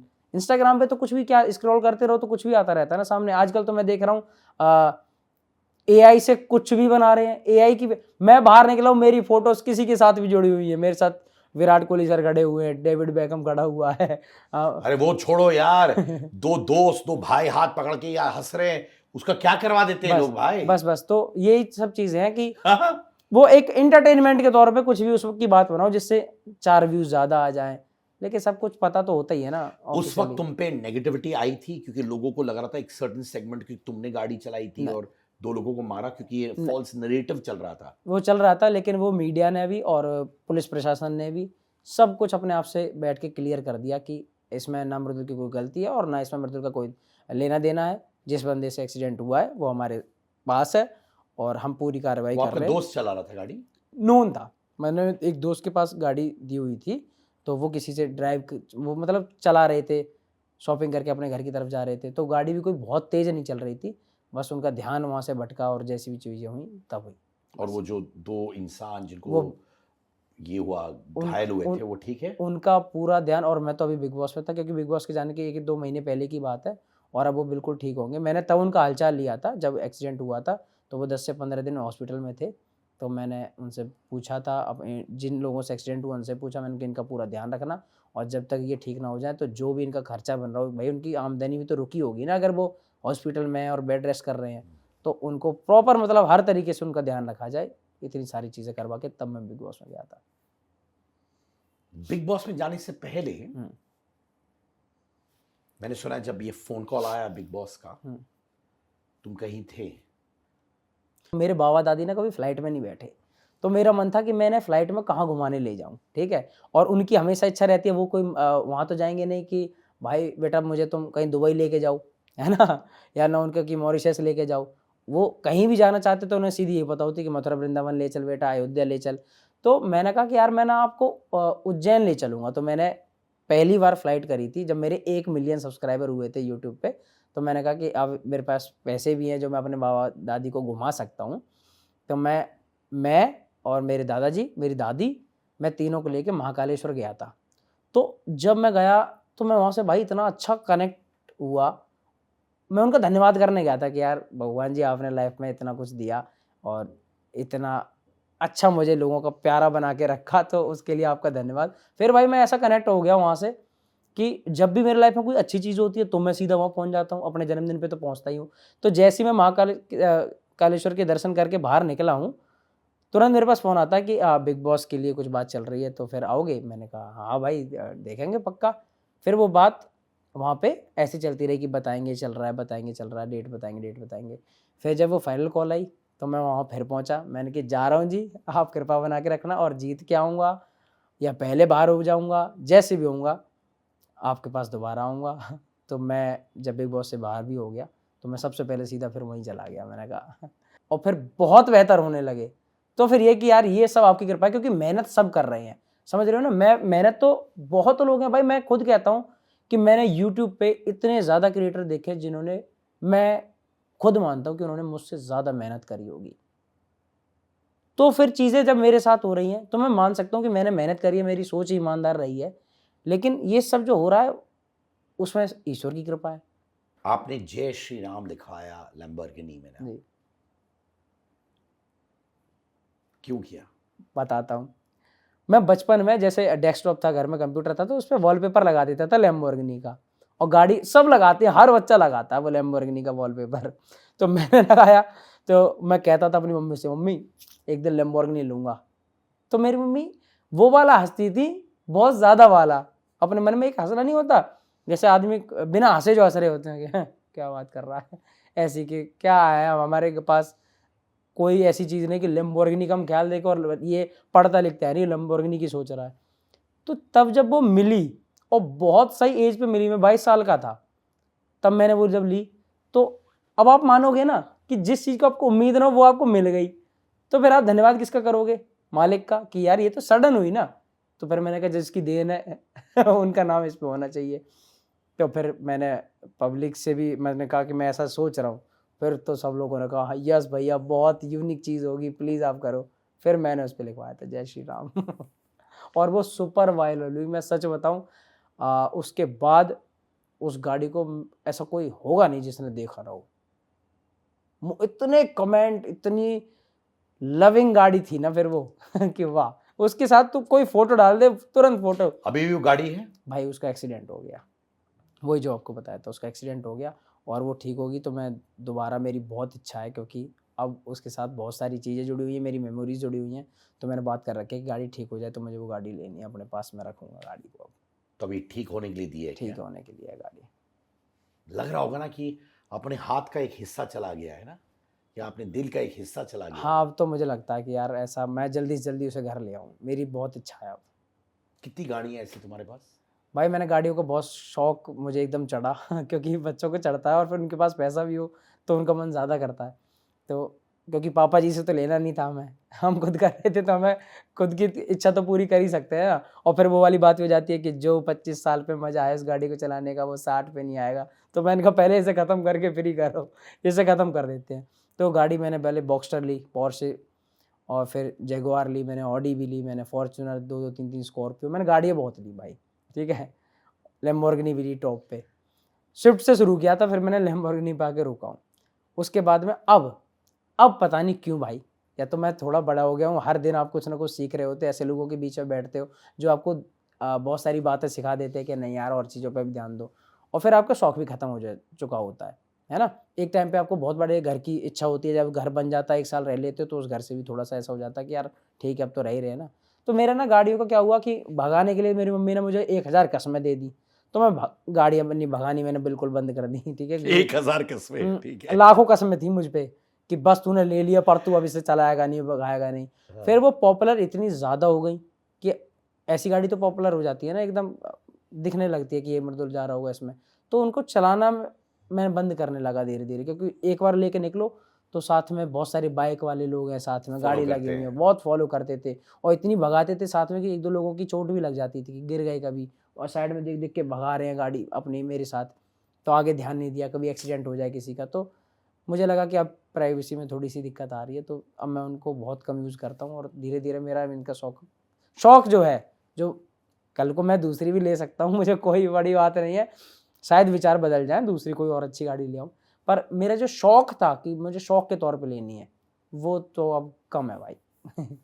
यार कभी-कभार तुम देखोगे जिनके पास बहुत पैसा होता है, हाँ, एक पॉइंट पे आ जाते हैं हाँ। जो सिर्फ ब्लैक टी-शर्ट, ब्लैक पैंट पहन के रोज घूमते हैं। हाँ, जैसे मार्क ज़करबर्ग, हाँ, फेसबुक के, तो एक ही ग्रे पैंट, ग्रे बिल्कुल। T-shirt, black pant, black T-shirt, हाँ, इतना पैसा देख लिया होता है। जी, फिर उसके बाद आपको समझ आता है कि ये अच्छा है, ये होना अच्छा है, ज़रूरी है, अच्छा पर वो बेसिक्स में आ जाते हैं वापस। वो लोग शायद अपनी लाइफ में इतना बिजी हैं कि वो, क्योंकि कपड़े अगर खरीदने पे आएंगे तो उनके पास तो फिर कपड़े ही कपड़े होंगे, उसके अलावा होगा क्या। और जब इतने कपड़े होंगे, मैंने बिग बॉस में ये चीज़ फील करी, क्योंकि बिग बॉस में घर से कपड़े आते थे बहुत और कपड़े ही कपड़े रहते थे चारों तरफ, तो मुझे खुद समय लगता था कि यार आज कौन सा पहन लूँ। तो जो लोग इस लेवल पे पहुंच चुके हैं उनको अब प्रूफ करने की ज़रूरत है ही नहीं ना कपड़ों से, और फिर वो इतना समय कपड़े में अगर देंगे तो उनके तो 20 काम खत्म हो जाएंगे। तो ये पैटर्न मेरे हिसाब से तो बिल्कुल पास है। अगर मैं इस वाले क्षेत्र में ना होता, फ़िल्म वाले में या वीडियोज़ वाले में या फिर कैमरा लाइफ में ना होता, तो डेफ़िनेटली मैं खुद अब तक ये कर चुका होता। ना इस वज़ह से क्योंकि मैं बहुत पैसे वाला बनने की वो बात करता, पर इस वज़ह से कि हाँ, सुकून है। ज़्यादा सोचना नहीं है, डेली कपड़ों के बारे में नहीं सोचते रहना क्या पहन लूँ, क्या ना पहनूँ। इस वज़ह से मैं भी तो इसे पक्का वो रोक देता, क्योंकि मुझे खुद पसंद है। मुझे कम से कम चीज़ों के बीच में रहना ज़्यादा अच्छा लगता है। जो लोग असल में पैसे रखते हैं, हुँ, वो पैसे की ज़्यादा बात नहीं करते। हाँ। तो आपको लगता है कि तानिया के पास वाक़ई में पैसा है कि नहीं? होगा, पर इतना नहीं जितना बोल रखा है, क्योंकि ओवर बोलते जाना और मैं कह रहा हूँ अगर इतना भी है, तो इतना गाना क्यों? इतना गाना क्यों? कोई बहुत अच्छी चीज़ थोड़ी ना हो रही है, ठीक है? आप जो करने आए हो वो आप कर लो, क्यों इतना पैसे गाना? ऐसे तो सब अपनी अ, यार मतलब मेरे हिसाब से तो बिल्कुल जेन्युइन चीज़ मुझे नहीं लगती थी, और फिर जब बाहर आए तो ये पता चल रहा है कि ऐसा है भी नहीं। कभी-कभी किसी के पास हो तो फिर वो कितना भी गाए, चलो अच्छा भी लगता है कि भाई है तो फ्लेक्स कर रहा है। पर फिर बाहर तो कुछ और ही नज़ारा देखने को मिला। अब हमें अंदर की सच्चाई तो पता नहीं कि भाई आपने बक्से भर के रख रखे हैं, ठीक है? लेकिन ओवरऑल जो न्यूज़ चैनल में चीज़ें चल रही थी या सोशल मीडिया पे चीज़ें दिखाई जा रही थी, उनमें ऐसा नहीं देखा, तो लगा कि यार क्या मज़े के क्या मज़े करते रहते हैं लोग यार, कुछ भी बोल-बोल के। भाई तुम्हारे वीडियोज़ में जब तुम कंटेंट क्रिएट करते हो, मैं तुम्हारा क्रिएटिविटी समझना चाहता हूँ। हाँ, तुम अपने वीडियोज़ बनाते कैसे हो? हाँ। प्रोसेस क्या है? हमारी वीडियोज़ शुरू होती है सबसे पहले यहाँ से सबसे पहले यहाँ से थॉट शुरू होता है कि यार क्या बनाएँ? खुद के कि किसी और मेरे, के? मेरे, मेरे। मैं यहाँ से शुरू करता हूँ कि भाई मैं इस टॉपिक पे बनाना चाह रहा हूँ, या फिर साथ में जो टीम है उनके दिमाग में कोई एक आ जाए थॉट कि यार ये वाली चीज़ कर लें इस बार, तो हाँ ठीक है, फिर उस पर बैठ जाते हैं 2-3 दिन, जो समझेंगे कि इसमें क्या हम बिल्कुल टच और एकदम डीप इमोशन कैसे डाल सकते हैं इस चीज़ में, फन कैसे डाल सकते हैं कि हाँ ये होती है यार, हमारे घर में भी होती है ये, ऐसा कनेक्ट फील करवाना लोगों को कि यार ये हमारे घर में भी होता है। तो उसके लिए फिर बैठे रहते हैं 2-3 दिन, सोचते हैं, समझते हैं उस टॉपिक को कि क्या इसमें बनाया जा सकता है। फिर जब वो हो जाती है, स्क्रिप्ट डन हो जाती है, फिर अपने सारे लोगों की कौन कौन से कैरेक्टर और आर्टिस्ट की ज़रूरत पड़ रही है, लोकेशन की ज़रूरत पड़ रही है, फिर अपने वहीं लोकल में, क्योंकि वो टच और कहीं नहीं आएगा, वो सेट पे नहीं आता, वो गांव की एकदम रियल लोकेशन पे जाओगे ना तब ज़्यादा फील आता है वहाँ। तो फिर हम वहाँ अपना शूट करते हैं, तब वो वीडियो यूट्यूब पे आती है फिर। तो ये प्रोसेस कितना लंबा होता है वीडियो आने से पहले? पहले कम था क्योंकि मैं वीडियो क्वालिटी पे ज़्यादा ध्यान नहीं देता था, ठीक है? तो 7 दिन में कर लेते थे कि एवरी संडे डालते थे, आज के 3 साल पहले। फिर वो 10 से 15 दिन हो गया। अब क्योंकि देखो ज़्यादा अच्छा कुछ बनाओगे, थोड़ी बड़ी वीडियोज़ बनाओगे, कुछ अलग सोचोगे तो उसको शूट करने में भी समय लग जाता है। और अब थोड़ा-सा क्या है कि पहले सिर्फ़ वीडियो का काम रहता था, अब 2 काम और भी करने पड़ जाते हैं। मैं भी बड़ा हो रहा हूँ, मम्मी और सब चीज़ें भी मेरे पे ज़िम्मेदारियाँ आ जाती हैं। तो अब थोड़ा-सा टाइम ज़्यादा हो रखा है। और अभी बिग बॉस चला गया हूँ, तो बिग बॉस तो पूरा चल रहा है, पर यूट्यूब पे वीडियोज़ नहीं गई हैं। अब जल्दी फ्री होते ही फिनाले के बाद यूट्यूब पे वीडियो करूँगा एक। कितने लोगों की टीम है तुम्हारे पास? 15 लोग तो फिक्स हैं, जो काम करते ही करते हैं। जो कुछ कोई एक्टिंग के लिए है, कोई कुछ है, कोई कुछ है, कुछ एडिटिंग। फुल टाइम आपके फुल साथ है? टाइम वो हमारे साथ में जितने लोग हैं, हमारे घर बिल्कुल परिवार जैसे हैं। हमारी टीम कहीं और काम नहीं करती, कोई और कहीं नहीं जाता, सिर्फ़ हम अपने लिए ही काम करते हैं बस। मैंने आपके एम्प्लॉय जैसे, नहीं, जिसको आप परिवार मानते हैं। एम्प्लॉय तो कहो मत, एम्प्लॉय नहीं कहता मैं, क्योंकि कभी नहीं कहा। कोई एम्प्लॉय नहीं है, मैं खुद ही उनका एम्प्लॉय हूँ, ठीक है? लेकिन वो जितने भाई हैं, वो सारे हम सारे मिलके एक ही जगह रहते हैं और अपना काम करते हैं। एक वीडियो में खर्चा कितना होता है आपका? एक वीडियो में देखा जाए, पर वीडियो जो खर्चा होता है वो बहुत कम होता है। वो हो जाता है लास्ट 2-3 लाख रुपए, ठीक है? क्योंकि वो गाड़ी, पेट्रोल-वेट्रोल के, लेकिन जो उस वीडियोज़ की वजह से पूरे महीने खर्चा होता है, हमारा मंथली के हिसाब से चलता है कि हमने कितना अर्न किया और हमारा कितना खर्च हो गया। वो लास्ट में जाके ज़्यादा हो जाता है, क्योंकि सबके जो साथ सब चीज़ें करनी पड़ती है ना, पैसे जाते भी हैं, थोड़ा कुछ लोगों की सैलरी वगैरह भी जाएगी, तो उसमें ओवरऑल जो खर्चा होता है वो काफ़ी अच्छा खासा हो जाता है। और महीने में कितने वीडियोस आप डालते थे जब भाई आप बिग बॉस में नहीं थे? पहले मैं 1 महीने में 2 वीडियो तो डाल ही देता था। अब मैं 1 कर पा रहा हूँ 1 महीने में। ऐसा हो गया थोड़ा-सा, मतलब अभी और चीज़ें चल रही हैं ना। बिग बॉस, अब जिन लोगों ने मुझे बिग बॉस में भेजा, वो बिग बॉस देख रहे थे इतने दिनों से, तो मैंने कहा ठीक है, इन्हें कुछ अलग देखना है तो इस बार ये बिग बॉस कर लेते हैं। तो इस वजह से अभी तो वीडियो लेट है मेरी, लेकिन अब करनी है, उनके लिए कुछ एकदम अच्छा बनाने वाला हूँ। मैंने सुना है, और आप करेक्ट करो प्लीज, हाँ। कुछ फैंस कह रहे हैं कि आप नयापन नहीं ला रहे हो अपने वीडियोस में। ये मैंने सुना है, ये सही बोल रहे हैं? देखो हाँ, कुछ लोगों का क्या होता है, हर तरीके का पॉइंट ऑफ व्यू है लोगों का। अगर आप चेंज कर देते हो तो कुछ लोग ये कहते हैं भाई आप बदल गए, समझ रहे हो ना? क्योंकि उनको वो स्टाइल पसंद है। उनको वो स्टाइल पसंद है, तो इसमें क्रिएटर कंफ्यूज होता है कहीं ना कहीं कि अगर आप बहुत अच्छा अलग टाइप का कंटेंट बनाने लगो तो लोग बोलेंगे भाई फिर तो मूवी देख लेंगे, हमें तो कोर बस वही चाहिए, वही उसी टाइप की साउंड क्वालिटी हो, वही पिक्चर क्वालिटी हो, वही गांव की चीज़ें रहनी चाहिए। कुछ लोगों की वो इच्छा है, और कुछ लोगों को ये लगता है कि भाई बहुत नयापन ले आओ, जैसे 2-4 लोगों को लगे। तो मैं फिर वो वाले काम पे ध्यान देता हूँ कि अगर बहुत कुछ अच्छा सिनेमैटिक 4K क्वालिटी बहुत बड़े लेवल पे कुछ देख रहा हो, तो उसके लिए तो यार देखो पूरा बॉलीवुड ही पड़ा हुआ है ना। जो लोग मेरे पास आ रहे हैं वो मृदुल को देखने आ रहे हैं, जो चीज़ उसके अंदर है वो पसंद आई होगी इसलिए आए हैं ना। अब मैं इसको ही बदल दूँ तो फिर वो कुछ और ही ना देख लें। तो मैं फिर इस चीज़ को थोड़ा-सा समझने लगता हूँ कि यार क्या करा जाए, किस तरीके से नयापन लाया जाए। क्योंकि और यूट्यूबर्स के साथ में ये भी हुआ है कि उन्होंने नई चीज़ें करने की कोशिश करी, तो फिर उनको थोड़ा-सा ये भी झेलना पड़ा कि यार भाई आप तो बदल गए, आप पहले वाली बात ही नहीं रही। तो इसमें क्रिएटर कन्फ्यूज़ होता है भाई। वो एक स्पेशल तरीके का कंटेंट है, उस पे अगर दूसरी तरीके की चीज़ कर देंगे ना, तो क्या पता कुछ लोग इस वजह से परेशान हो जाए कि भाई हमें वो देखना है।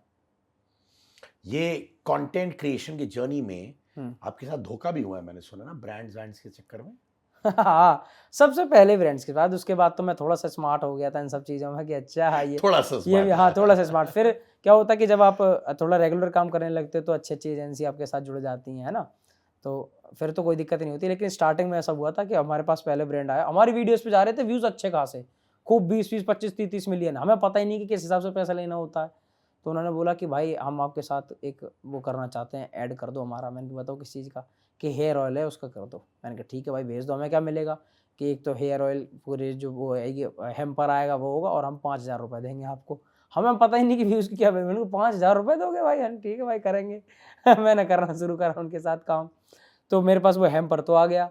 फिर जब उनकी वीडियो मैंने डाल दी तो जिस बंदे से कॉन्टैक्ट था वो डिलीट और ब्लॉक करके भाग गया। तो हम इसमें भी खुश थे कि हमारे हाथ में हेम्पर है भाई, वाह क्या हेम्पर आया। उसी में खुश। उसी में खुश, हमें पता ही नहीं कि एक सब क्या चल रहा है। और उसके बाद भी 1-2 चीज़ें और होती रही पर बहुत कम पैसे मिले। मतलब हम उन्हें दे रहे हैं 40-40 मिलियन व्यूज़ और कोई हमें देगा 20,000 रुपये और हम खुश हैं कि 20,000 रुपये कमाए हैं, समझ रहे हो। ये चीज़ें होती थी। पर फिर एक एजेंसी से जुड़े, एक हमारी अपनी एक भाई है उनकी एजेंसी है शोशी पूल के नाम से, तो मैं उनके साथ कनेक्ट हुआ। फिर तब से फिर कोई दिक्कत नहीं है, वो लोग ब्रांड मैनेजमेंट अच्छे से करते हैं और सब बढ़िया चल रहा है। दोस्ती की ओर जाना चाहता हूँ। हाँ। एल्विश और रजत आपके बहुत अच्छे दोस्त हैं? हाँ, अच्छे दोस्त हैं और उन्होंने मुझे सपोर्ट भी किया था। और जब वो लोग गए थे, पहले तो मुझसे पहले वो लोग जा चुके हैं, तो मैंने भी उनको अच्छे से पता जितनी मुझसे हो सकती थी उतनी मैंने उनको पूरी सपोर्ट किया। और जहाँ भी ज़रूरत होती है भाई, मैं तो कह रहा हूँ कोई और भी, क्योंकि हम देखो आप जिसकी शादी में जाओगे वही आपकी शादी में आएगा। आप जिसके दुख में किसी का हाल पूछोगे तो आप जब दुखी होगे तो कोई आपका हाल पूछेगा। तो ज़रूरत में खड़े रहो। मैं कहता हूँ कोई एक एल्विस भाई की नहीं, रजत भाई नहीं, कोई और भाई हो तीसरा, उसको भी ज़रूरत पड़े और अगर हम करने लायक हैं, तो हमें करनी चाहिए ना। तो मैं हमेशा कोशिश करता हूँ कि किसी भी आर्टिस्ट को या किसी भी हमारे तरफ के क्षेत्र में किसी भी इंसान को कोई ज़रूरत पड़े और मेरे काम करने से उसका कुछ भला हो सकता है, तो भाई मैं तो फिर करने की पूरी कोशिश करता हूँ हमेशा।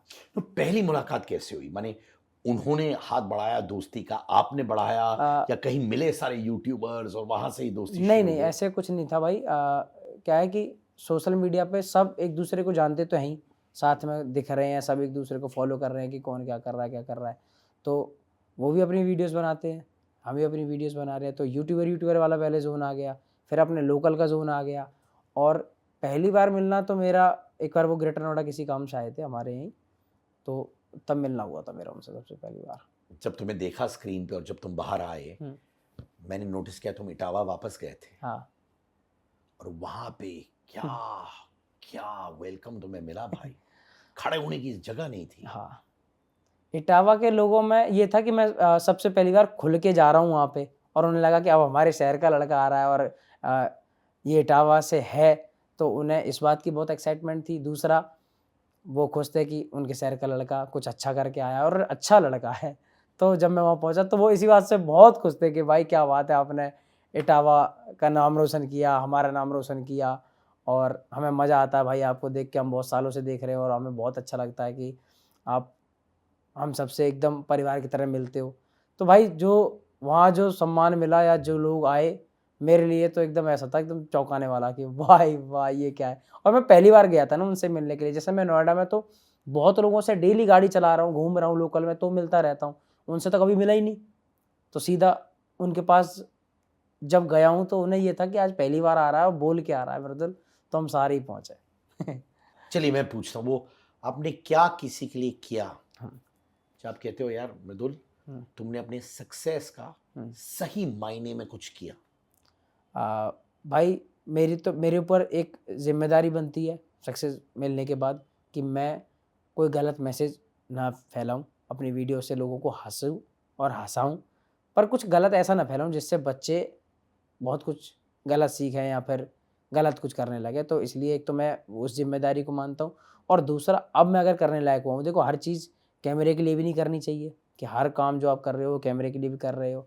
तो बहुत सारी चीज़ें मैं ऐसे सोशल वर्क करता रहता हूँ और कुछ तो मैं सोशल मीडिया पे पोस्ट भी करता हूँ।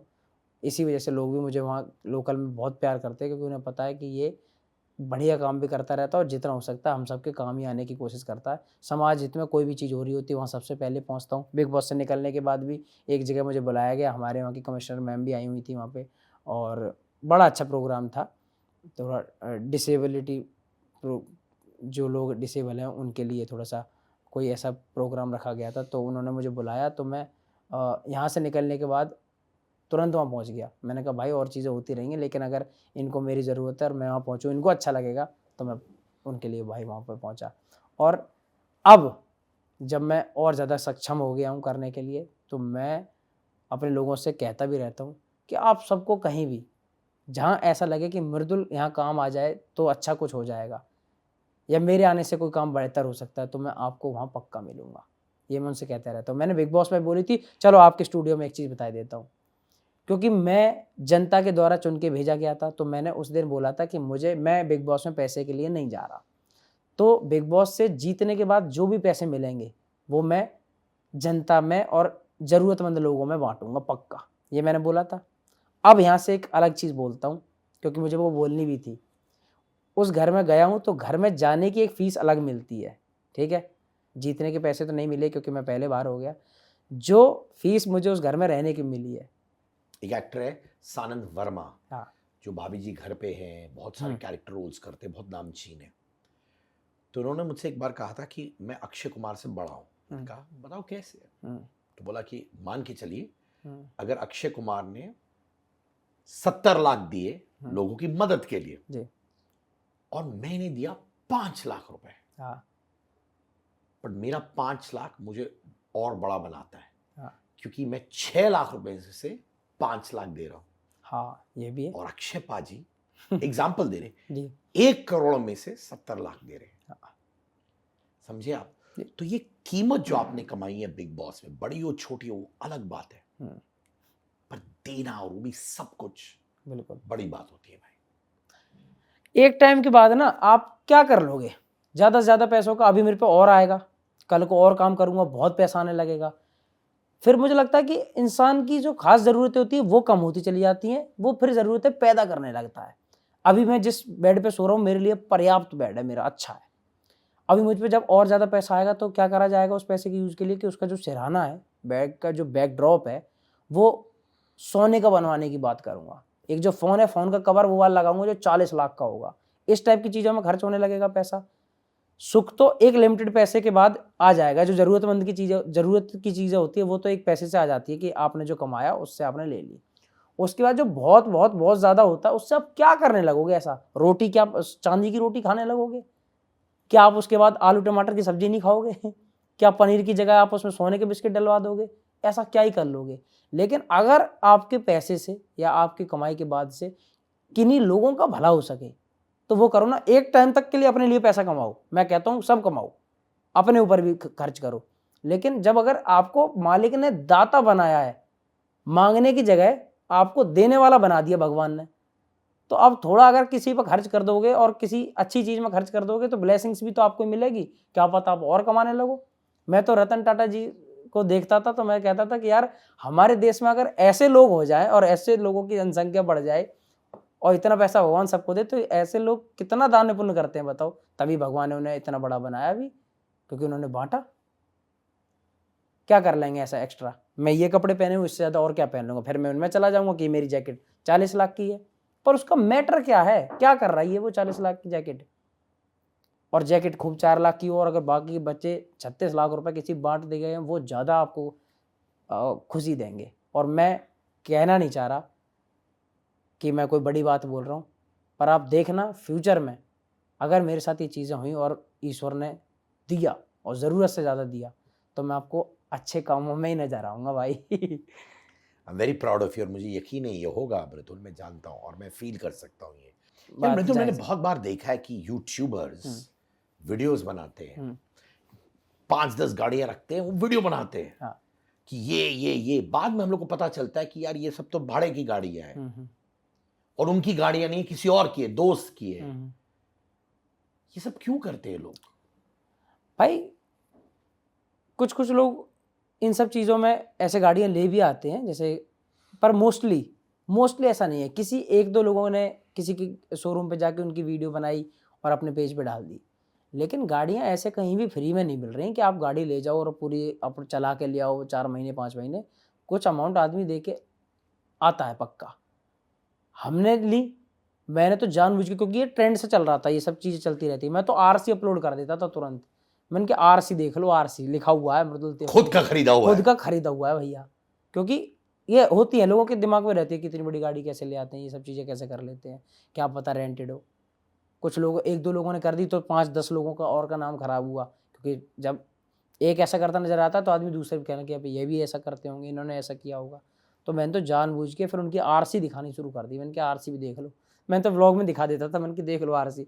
और कुछ एप्लीकेशन ऐसे भी आते हैं जिन पर नंबर डाल के आप चेक कर सकते हो। मैंने कहा तो चेक कर लेना ऑनलाइन।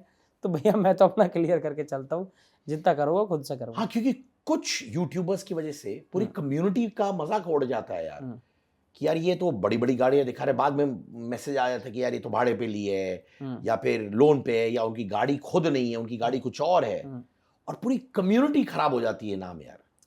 नहीं, जो समझदार लोग हैं वो सब जानते हैं कि सब ऐसा नहीं कर रहे। कुछ लोग करते हैं तो उनका पता भी रहता है कि कौन कैसे कर रहा है और कौन कैसे कर रहा है। कुछ नहीं, जनता बहुत समझदार है, ये सब समझ जाती है। पैसे वैसे इन्वेस्ट करते हो, म्यूचुअल फंड ये सब करते हो? नहीं, ये सब ऑनलाइन पैसे मैं नहीं करता, वो मेरे पापा जी जानते हैं इन सब चीज़ों के बारे में। हम तो सीधा, मतलब मैं जो भरोसा करता हूँ, मैं सिर्फ 2 ही चीज़ों में करता हूँ, गोल्ड और फिर सीधा प्लॉट कि प्लॉट लेना होता है, ज़मीन, मतलब लैंड्स पे भरोसा करता हूँ मैं। मुझे खेती खरीदना बड़ा पसंद है। मुझे खेत जो उपजाऊ होती है, वो जब जहाँ पैदावार करी जा सके, खेती करी जा सके, मुझे वो लैंड बहुत पसंद है। और मैं इटावा की तरफ भी और अपने क्षेत्र की तरफ भी खेती लेता रहता हूँ, क्योंकि मुझे पता है लास्ट कोई चीज़ होती है ना, तो आपकी खेती है आपके पास। अगर वो आपके पास सॉलिड होती है तो आप हमेशा मजबूत रहोगे, हमेशा। और मुझे पसंद है, मुझे खेती बड़ी पसंद है भाई। कितना ऐसे खेत खरीद चुके हो? भाई मेरे पास करीब 40 बीघा खेत तो मेरे पास ही है।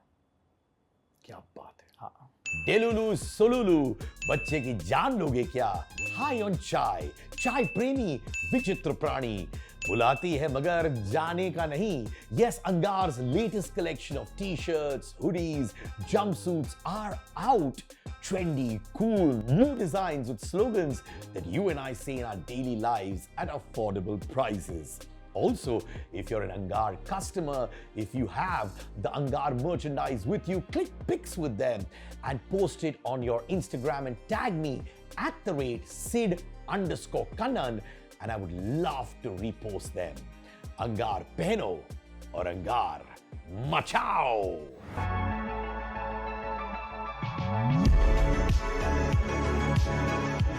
पहले भी मैंने तुमसे ये सवाल पूछा था, कितनी गाड़ियां हैं तुम्हारे पास अभी? भाई गाड़ी है मेरे पास 8-10 गाड़ी। 8-10 गाड़ियां? हाँ भाई। So proud of you brother. जी भाई। तो 8-10 गाड़ियां पड़ी रहती है कि रोज तुम अलग अलग गाड़ी चलाते हो? नहीं, पड़ी नहीं रहती। हमारी फैमिली और मेरे यार दोस्त, मैंने बताया, जो परिवार की तरह है हमारे साथ में, तो गाड़ी हमारे यहाँ यूज़ बहुत होती है। मतलब हर गाड़ी हर दिन चल रही है, ये समझो आप। हर गाड़ी हर दिन चल रही है। तुम्हारी फेवरेट गाड़ी कौन सी है? मेरी फेवरेट गाड़ी तो फॉर्च्यूनर ही है, जिसमें मुझे मजा आता है। ले कोई सी भी लूँ, चला कोई सी भी लूँ, पर मुझे फॉर्च्यूनर अच्छी लगती है। क्या बात। स्कॉर्पियो फॉर्च्यूनर मुझे पसंद है। स्टडी गाड़ी है। हाँ, ये अच्छी लगती है मुझे। कोई सी भी ले लो, और भी कोई ले लूँगा। फेवरेट में कभी ईश्वर ने चाहिए तो रोल्स रॉयस भी लें, जी वैगन भी लें, कोई सी भी लेते रहें, लेकिन मुझे फॉर्च्यूनर डेली तौर पे बड़ी अच्छी लगती है। मुझे मालूम है कि तुम किताब में लिखते हो कि मुझे जिंदगी में ये चाहिए, है ना? हाँ, कि किताब में तुमने कुछ लिखा था? किताब में नहीं लिखता मैं नोट्स में लिख देता हूँ हर साल। फोन पे 1 तारीख को, 1 जनवरी को मैं नोट्स में लिख देता हूँ कि मैं इस साल ये काम करना चाह रहा हूँ। वो कौन सी चीज है जो नोट्स में तुमने लिखी और तुमने पूरा अचीव किया? मैंने इस साल ही जो लिखा था वो बताऊंगा। 5 चीज़ें लिखी थी मैंने। सबसे पहले लिखी थी कि बी अ गुड ह्यूमन। दूसरी लिखी थी कि पैसे वाला इंसान। तीसरा मैंने लिखा था कि मेरी शादी हो जाए। चौथा मैंने लिखा था कि मुझे कोई ब्रांड बनाना है, ठीक है। और 5वां मैंने लिखा था, मैंने शादी तो बोल दिया ना, मैंने 5वां भी कुछ लिख रखा था। तो उसमें से मैंने 3 चीज़ें तो कर रखी। हाँ, मैं हेल्थ पे, कि अपनी हेल्थ पे बहुत ध्यान देना है। तो मैंने 3 चीज़ें, बी अ गुड ह्यूमन जो था वो भी मैं टैग में बिल्कुल ओके हूँ। और मुझे अपने ऊपर काम करना था, मैंने 20 किलो वजन अपना कम कर दिया। तीसरा मैंने क्या लिखा था कि पैसा कि रिच पर्सन, पैसे वाला बनूँ, तो है भाई वो ओके है, कोई परेशानी नहीं उसमें। शादी मेरी इस साल नहीं हुई है। और दूसरा मैं मिल तो गई है ना? अरे नहीं, वो नहीं मिली यार अभी। मम्मी वेरीफाई करेंगी। और 5वां जो था कि मैं कोई ब्रांड बनाऊँ अपना, ऐसा कोई प्रोडक्ट बनाऊँ। तो इस साल मैं थोड़ा और चीज़ों में बिजी रहा। बिग बॉस की चीज़ें चली तो मेरे ये 2 चीज़ें उसमें, पर अगले साल इन्हें पूरा करूँगा। तुम 25 साल की हो, हालांकि मैं ये विश्वास करता हूँ कि एज नहीं कहता कि शादी करना चाहिए या नहीं, अंदर की आवाज कहती है। हाँ। ये तुम कहते हो शादी करना, ये परिवार वाले बोल रहे हैं कि मृदुल तुम्हें शादी करना चाहिए, या फिर तुम्हें लगता है कि ठीक है मैंने ठीक ठाक पैसे कमा लिए, अब अच्छा वक्त है शादी करने के लिए, या फिर अकेलापन महसूस करते हो? मेरा थॉट ये है इस चीज़ पे कि शादी जल्दी हो जाए ना तो बढ़िया रहता है। मेरे बाबा की भी अच्छे से हुई थी, ठीक है, अपनी दादी के साथ 57 साल हो गए मेरे बाबा को रहते हुए। मेरे पापा जी की भी जल्दी हुई थी, पापा जी को 30 साल हो गए रहते हुए। अब मैं ही लेट करूँगा, जीवन अब कितना बचा हुआ है, आदमी 60-70 की एज पे तो बिल्कुल बूढ़ा सा हो जाता है। मैं शादी 40 पे अगर करूँगा, 35-40 पे, तो मुझे बीवी के साथ कितना मौका मिलेगा, 10, 20, 25 साल। तो मैं चाहता हूँ कि अपने अच्छे पीक टाइम पे शादी करूँ। और दूसरा, अभी ऐसा कौन सी चीज़ें कर रहा हूँ जिसमें अगर मेरी वाइफ आ जाती है, मेरी शादी हो जाती है, तो मुझे कोई रुकावट आ जाएगी। भाई मुझे नहीं घूमना फिरना इतना ज़्यादा, मैं खुद, अगर कोई मुझे, मेरी बीवी 9 बजे फ़ोन करके बुलाएगी, मैं 7 बजे घर पहुंचने वाला आदमी हूँ, तो वो मुझे बुलाएगी क्या, मैं 7 बजे पहले ही पहुंच जाऊँगा। वो लोग ना इस चीज़ से डरते हैं कि ये डिस्टर्ब करेगी। तुम क्या डिस्टर्ब करोगे मुझे, मैं पहले ही घर में रहता हूँ। ऐपबाजी मुझ में नहीं है, मैं फालतू पचड़े में मैं पड़ता नहीं, रात में घूमने की आदत बहुत ज़्यादा मुझे नहीं है। तुम 9 बजे बुलाया करोगी, मैं 7 बजे आ जाया करूँगा खुद से ही, तुम फ़ोन ही नहीं कर पाओगी मुझे। तो जो लोग डिस्टर्ब होते हैं कि यार ये आ जाएगी तो मैं ये नहीं कर पाऊंगा, मैं ऐसा कुछ करता ही नहीं कि जो बीवी के आने से मुझे नुकसान किसी से हो। प्यार हुआ है अभी तक? प्यार, हाँ भाई, प्यार हुआ है मुझे अभी, मतलब बिग बॉस के घर में नहीं, उससे पहले मतलब थोड़ा सा ऐसा। तो ये नतालिया वाला ऐसा कुछ नहीं है? नहीं भाई, ऐसा कोई तो अगर सीरियस लव मम्मी ने नहीं। क्या बोला है नतालिया के बारे में? मम्मी ने कुछ नहीं बोला, कह रही कि क्या चल रहा है तेरा, ये लड़की के साथ बहुत घूमता रहता है। नतालिया को मिलाया मम्मी से, पापा हैं? से? क्या? नहीं अभी नहीं पहुंची। वो कह रही थी कि मैं नोएडा आऊंगी, मैंने उससे कह रखा था कि तुझे एक बार अपना गाँव घुमाऊंगा, पर अभी वो आई और नहीं अगर है। मम्मी पापा ने नतालिया से मुलाकात करके बोली ये लड़की मुझे पसंद आई, और नतालिया ने बोला मुझे भी मृदुल पसंद है, तो शादी कर लोगे? भाई मेरी मम्मी नहीं कहेंगी, देखो सीधी बात बताऊं, मैं क्यों नहीं ऐसे कहेंगी? मैं ख्याली पुलाव नहीं पालूंगा, मेरी मम्मी नहीं कहेंगी, मुझे पता है। तो मम्मी किस बात पे हाँ कहेगी? मतलब वो ये कहेंगे कि बाबू हम इसकी बात नहीं समझते, ये इंग्लिश बोलती है, हम अपनी भाषा बोलते हैं, बात इतनी अच्छे से, इसकी मम्मी कहाँ की, तो हिंदी तो सिखा सकते तू हो नतालिया ससुराल, को, हम उसमें कौन सी बड़ी वो ये बात कहेंगे है? हम तो तेरी ससुराल भी नहीं जा पाएंगे कभी जिंदगी में। तो वो नहीं कहेंगे, उन्हें अपनी कुछ चीज़ है, उन्हें अपने नहीं, अपने उनका क्या सेट चीज है? सीरियसली पूछ रहा हूँ, क्या सेट है? मम्मी ने कुछ तो बोला होगा कि मेरी होने वाली बहू में ये होने चाहिए गुण, ये सब कुछ तो अरे बोला मैं होगा। वो गुड़ भी कुछ भी ना देखे हैं, पर वो कहेंगे कि अरे इस देश में लड़कियां नहीं है क्या, तू कहाँ पहुंच रहा है, यहाँ भी देख ले, इस देश में भी बहुत लोग हैं, तेरे रिश्तेदारी में बहुत लोग हैं जो तुझे मिलना चाहते हैं, जो तुझसे, उन पे भी ध्यान दे, सीधा पोलैंड ही जाएगा। हाँ, तो वो ऐसी मजाक में कहती रहती है कि भाई पर मुझे ये- बताओ, अगर तुम्हें कोई लड़की पसंद आई हाँ और मम्मी ने ना कह दिया, तो तुम ना कह दोगे? भाई, कहनी पड़ेगी। देखो मैं तभी मैं मम्मी का लाडला है तो। मैं बहुत ज़्यादा रिश्ते गहरे बनाने से पहले ना अपनी मम्मी के दिमाग में बात डाल के चलता हूँ कि यहाँ से मैं बात कर रहा हूँ, तो मैं देख लेता हूँ उनके रिएक्शन क्या है। क्यों, एक सिंपल सी बात है, क्योंकि मैं मुंबई में कहीं अकेला फ्लैट लेके तो रहता नहीं हूँ कि मैं अपना अलग जीवन बना लूँगा, मम्मी पापा से दूर कर लूँगा खुद को। वो मेरे ऊपर ही तो हैं बेचारे, वो बूढ़े हो गए तो मैं उनका साथ छोड़ के अकेले कहीं ऐसे टिक जाऊँ तो क्या फ़ायदा। उनका एक बेटा, अब उसमें भी वो ये सोचा कि हमने अभी अपनी बहू के साथ ही नहीं रह सकते, हमारा बेटा हमारे साथ ही नहीं रहता, तो क्या फ़ायदा। तो मैं पहले से ही ना ऐसा तालमेल बैठा के चलता हूँ कि उनको भी समझ में आए और मुझे भी समझ में आए, तो दोनों की उससे होनी चाहिए। बेटा तो मैं उन्हीं का हूँ ना, तो उनकी इच्छा भी रख लूंगा तो अच्छा, अच्छा ये रहेगा। तुम मुझे बता रहे थे कि प्यार हुआ है पहले? हाँ, प्यार तो भाई, मुझे तो प्यार तो हर दिन होता रहता है, तुरंत ही प्यार में पड़ जाता हूँ मैं। सॉलिड वाला हाँ प्यार। हुआ था भाई, मैं 12th के बाद, मतलब जहाँ थोड़ा सा काम वाम भी करता हूँ मैं अपना, वहाँ मुझे कोई मेरी महिला मित्र मिली, उनसे भी हुआ। और एक बार स्कूल में मुझे जब सबसे पहली बार ऐसा हुआ था कि एक लड़की अच्छी लगी, तो मैं उससे कहता वाह तेरे हाथ बड़े सॉफ्ट है यार। ठीक है, तो मतलब मेरी क्यूट लव स्टोरी रही है बहुत ज़्यादा ऐसे। नहीं, तो ये दो हुआ है, तो दोनों के साथ रिश्ते हुए कि नहीं? नहीं, रिश्ते पेश्ते भैया किसी के साथ नहीं हो पा रहे मेरे, तभी तो मैं ब्याह करने के पीछे पड़ रहा हूँ। तो माने अभी तक तेरी प्रॉपर गर्लफ्रेंड जिसके साथ मोहब्बत हुआ नहीं हुआ है तुम्हारा? नहीं, दोस्ती यारी रही है अच्छी। तो ये दोनों लड़के अभी भी हैं तुम्हारे जीवन में? हाँ, दोनों की दोनों, बल्कि एक तीसरी और है जिससे हल्की फुल्की बात होती है, वो भी दोस्त है। ऐसा मेरा एक पक्की वाली बात नहीं हो जाती कि, क्योंकि हमारे यहाँ शादी कर देंगे ना, मैं तो शादी कर लूंगा सीधा। मैं बात करता हूँ इसी तो चक्कर ये में कि तीनों को शादी के बारे में बोला कि नहीं हाँ, तुमने? तीनों को शादी के लिए बोला था मैंने कहा यार अच्छी लगती है, ब्याह कर लो।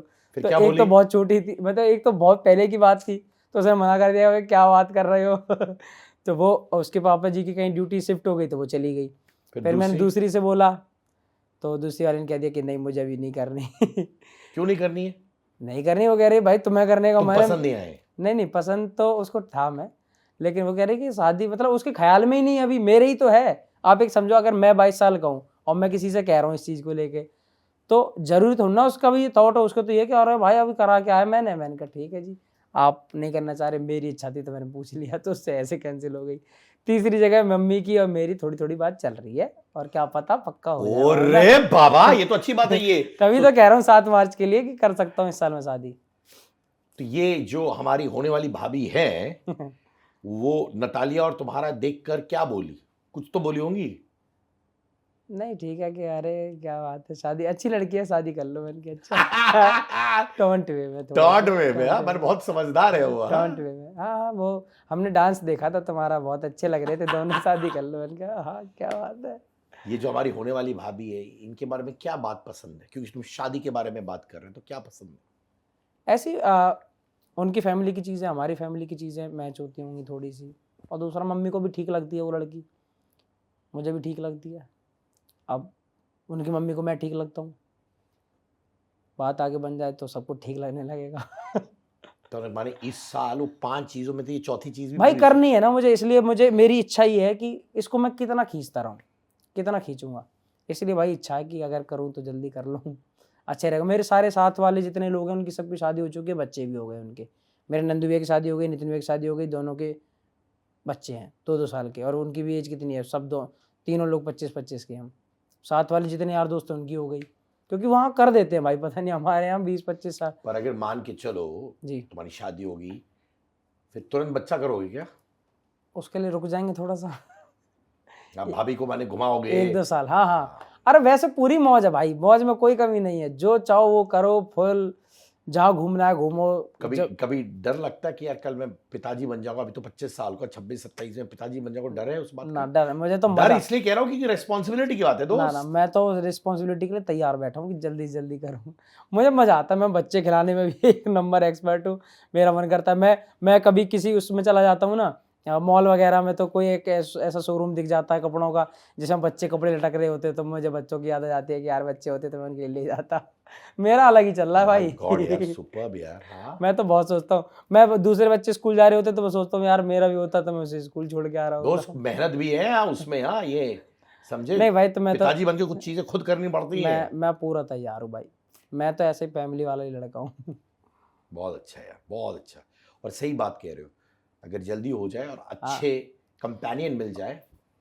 वो एक थॉट है, ये बहुत बड़ा ना एक थॉट है, मैं क्यों करना चाहता हूँ उसका एक, चलो एक ये मजाक से अलग हटके एक रीजन देता हूँ।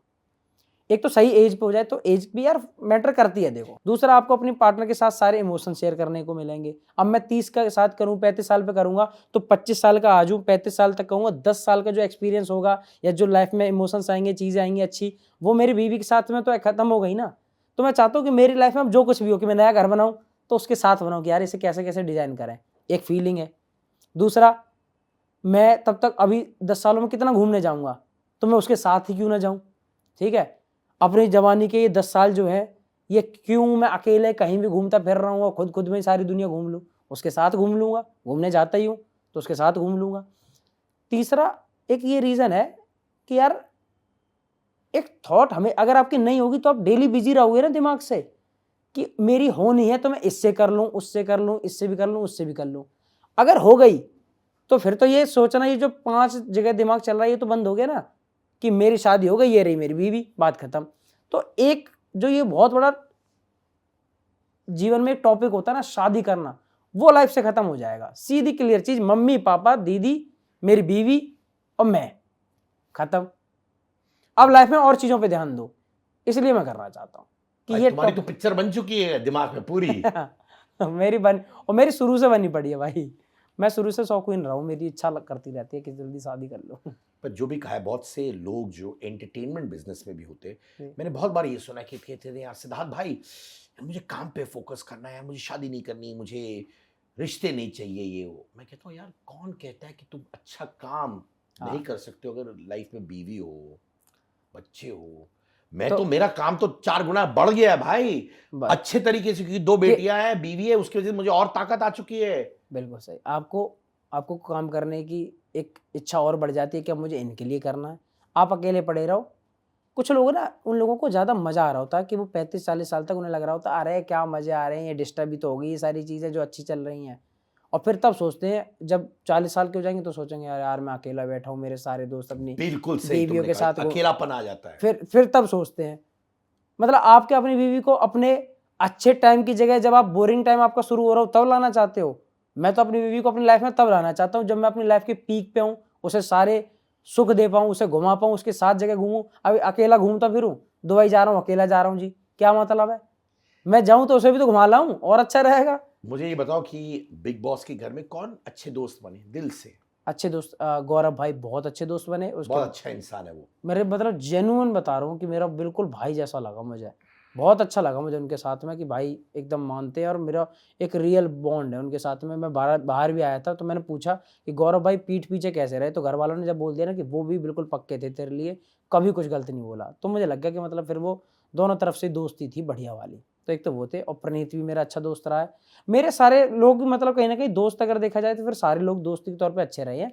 1-2 लोगों से मेरी थोड़ी सी खटकबाजी ज़्यादा हुई उस घर में, बाकी तो मेरे दोस्त। 1-2 कौन? 1-2 जैसे फरहाना से हुई, तान्या से मेरी बहुत ज़्यादा नहीं बनी कभी, क्योंकि मुझे बातें समझ में नहीं आती थी कि तुम क्या कर रही हो यार इतना फेंका भागी।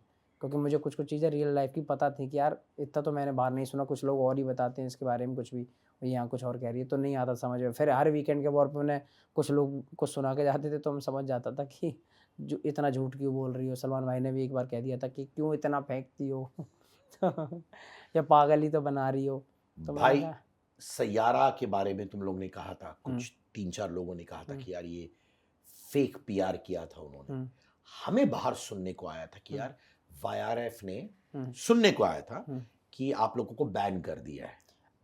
मैंने वो क्लिप बाहर आके अब तक देखी नहीं है, समझ रहे हो ना? मुझसे किसी ने और ने भी बोला था कि यार तुमने वो बोला था, वो क्लिप बाहर आई थी। मैंने कहा यार एक उस घर में आदमी 100 टॉपिक पे बात कर रहा होता है बैठ के, जो हमारे दिमाग में रही होगी हमने उस वक्त बोल दिया होगा, हमें तो पता नहीं यार, और ना मैंने वो क्लिप अब तक देखी, तो मुझे वो पता नहीं कि वो पीछे बात क्या हुई है ऐसी। पर तुम ये विश्वास करते हो कि वो फॉल्स पीआर चल रहा था सियारा फिल्म की? भाई देखो, हम सब इन्फॉर्मेशन कहाँ से उठाते हैं? सोशल सब मीडिया सोशल से। मीडिया से। सोशल मीडिया पे ये सारी चीज़ें चल रही थी उन दिनों कि ये ऐसा हो रहा है, ये जो लोग हैं ऐसे ऐसे कर रहे हैं, तो जो आपको पता होगा उस बारे में आप उस वक्त ये बोल रहे थे कि, तो मैंने उतना ही बोला था जो इन्होंने मुझे बताया कि तुमने ऐसे ऐसे बोल रखा है, तो मैंने कहा ये मेरे दिमाग में रही होगी, या जीके ने भी बोला या अशनूर ने बोला, तो मैंने कहा शायद उस टॉपिक पे हमें उस वक्त वही हमारे दिमाग में थॉट आया होगा, तो हमने वो बोल दिया होगा, बाकी ऐसा तो कुछ नहीं। जैसे मीडिया ने गौरव को शेर की खाल में लोमड़ी कहा, हम्म, आप अग्री करते हो? नहीं बिल्कुल भी नहीं करता भाई। क्यों लोमड़ी क्यों है, ऐसी क्या परेशानी है भाई? वो तो देखो मीडिया को क्या है, उनको भी तो बोलना है ना, वो तो जानबूझ के कुछ चीज़ें निकालने की कोशिश करेंगी ना कि गौरव क्या बोलेगा इतना बोलने के ऊपर। और उस घर में भाई कहा ही जाता, उस घर में किसी को अच्छा नहीं बोला जाता, वहाँ सबको ऐसी बातें कही जाएंगी कि कोई बस बिखर जाए, फैल जाए किसी बात पे, और कुछ अलग मैटर निकल के आए, अलग कंटेंट आए बाहर। तो वहाँ तो कुछ भी आपको सुनने को मिल रहा है तो मैं सब समझ लो बिग बॉस के घर में, सुनते रहो बस। मीडिया ने प्रणीत को कटप्पा भी कहा था। यार बात लो, देख लो क्या क्या नाम दिए जाते हैं मीडिया की तरफ से या सोशल बिल। आप ये अग्री करते हो? नहीं भाई क्यों यार, उसमें 2 लोग थे उसके पास ऑप्शन में, अगर वो किसी को भी चूज कर लेता लोग उसके लिए कहने लगते। अशनूर के फैंस तो ये कहने लगते ना तुमने अशनूर को क्यों नहीं किया, अशनूर को क्यों नहीं किया। बजाज को निकाल दिया तो बजाज के फैन कहने लगे कि तुमने उसको निकाल दिया। प्रणीत भी तो एक जगह फंसा हुआ था ना भाई, प्रणीत को भी तो डिसीजन लेना ही था ना, तो वो किसी एक को जिसको भी चूज कर लेता उसके लिए गलत कहा जाता कि नहीं यार वो रह लेता वो रह लेता, तो उसकी मर्जी नहीं थी यार वहाँ पे। वो ऐसी सिचुएशन में फंस गया था कि वो जिसका भी नाम लेता वो गलत ही लगता लोगों को कि यार उसको क्यों निकाल दिया। इनफैक्ट मीडिया ने कुछ सवाल उठाए थे गौरव और उनकी वाइफ और उनके बच्चे के विषय में। उन्होंने बात किया ना ओपनली कि उनकी वाइफ बच्चा नहीं चाहती है सब, और गौरव भाई बहुत इमोशनल हो गए थे। क्या आपको लगता है मीडिया को इतना पर्सनल नहीं होना चाहिए था? जब उस घर में यही चीज़ कही जाती है कि बाहर की बात मत करो, बाहर की बात मत करो, तो ये दोनों तो भाभी तो उस घर में नहीं आई हुई ना, तो फिर उनकी बाहर की बात इतनी ज़्यादा लेके उस पर क्या ही बात करनी। वो उन दोनों की आप अपनी समझ है, और जब वो लोग 9 साल से 10 साल से साथ हैं और अब तक उन्होंने ऐसी चीज़ नहीं करी, ऐसा ये बेबी प्लान नहीं किया, तो आप उसमें मतलब वो उस घर के टॉपिक से रिलेटेड चीज़ है ही नहीं ना, तो उस पे इतनी क्या ही बात करनी कि भाई तुम्हारी बीवी ये नहीं चाहती, वो नहीं चाहती। वो दोनों आपस में समझ से अच्छे से रह रहे हैं, तो किसी को क्या परेशानी भाई, उनकी इच्छा की करना है कि नहीं करना। मैं कल को मेरे से कोई कहे मुझे शादी करनी है, ये मेरा खुद का पॉइंट ऑफ व्यू है ना, है मेरी इच्छा है। तुम तो किसी और को तो फोर्स नहीं कर रहे मैं हो। किसी और को थोड़ी ना कर रहा हूँ भैया, तुम्हें नहीं करनी तुम मत करो, मुझे करनी अच्छी लगती है तो मैं कर लूंगा, मैं जल्दी करूँ बाद में करूँ, तो तुमसे कहने तो नहीं आ रहा भाई कि भाई ये काम करवा दो या मेरी शादी में पैसा लगा दो भाई आप लोग। तो जो जिसकी जो दो लोग आपस में तालमेल बैठा के अपने साथ में बढ़िया रह पा रहे हैं, तो किसी को उसमें पिनबाजी करने की क्या जरूरत है कि वो ऐसा नहीं कर रही, आपके साथ नहीं दे रही या ये चीजें। जब गौरव ओके है तो भाई हम कौन होते हैं क्वेश्चन करने वाले इस चीज पे। इनफैक्ट मीडिया ने कहा कि तानिया ने फरहाना की पीठ पीछे उसको अगली बुलाया और मालती को एज शेम भी किया। वो इस घर में चलता रहता है। मैंने ये बात की इंटरव्यू देखे नहीं है, तो मुझे पूरा इन सब चीज़ों का वो नहीं पता कि क्या रहा होगा, किस वजह तो से आपको क्या लगता है तानिया किसी भी हद तक जा सकती है जीतने के लिए?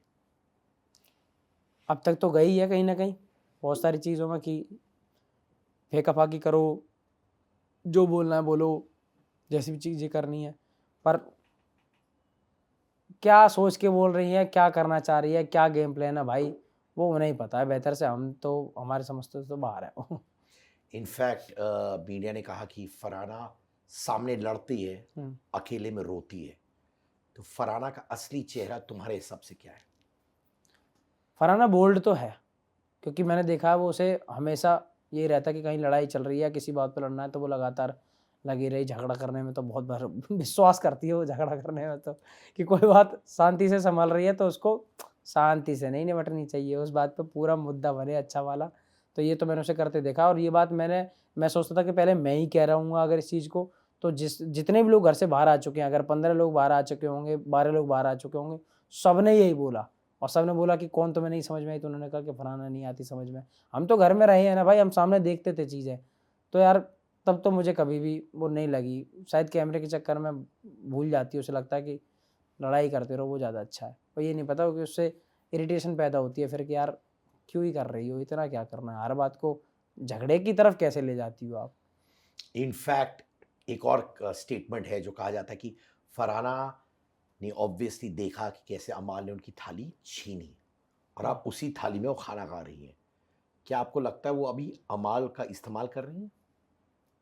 उनके साथ ये सारी चीज़ें बहुत ज़्यादा हुई हैं, जिससे लड़ाई होती रही वो बाद में उन्हीं की दोस्त होती रही।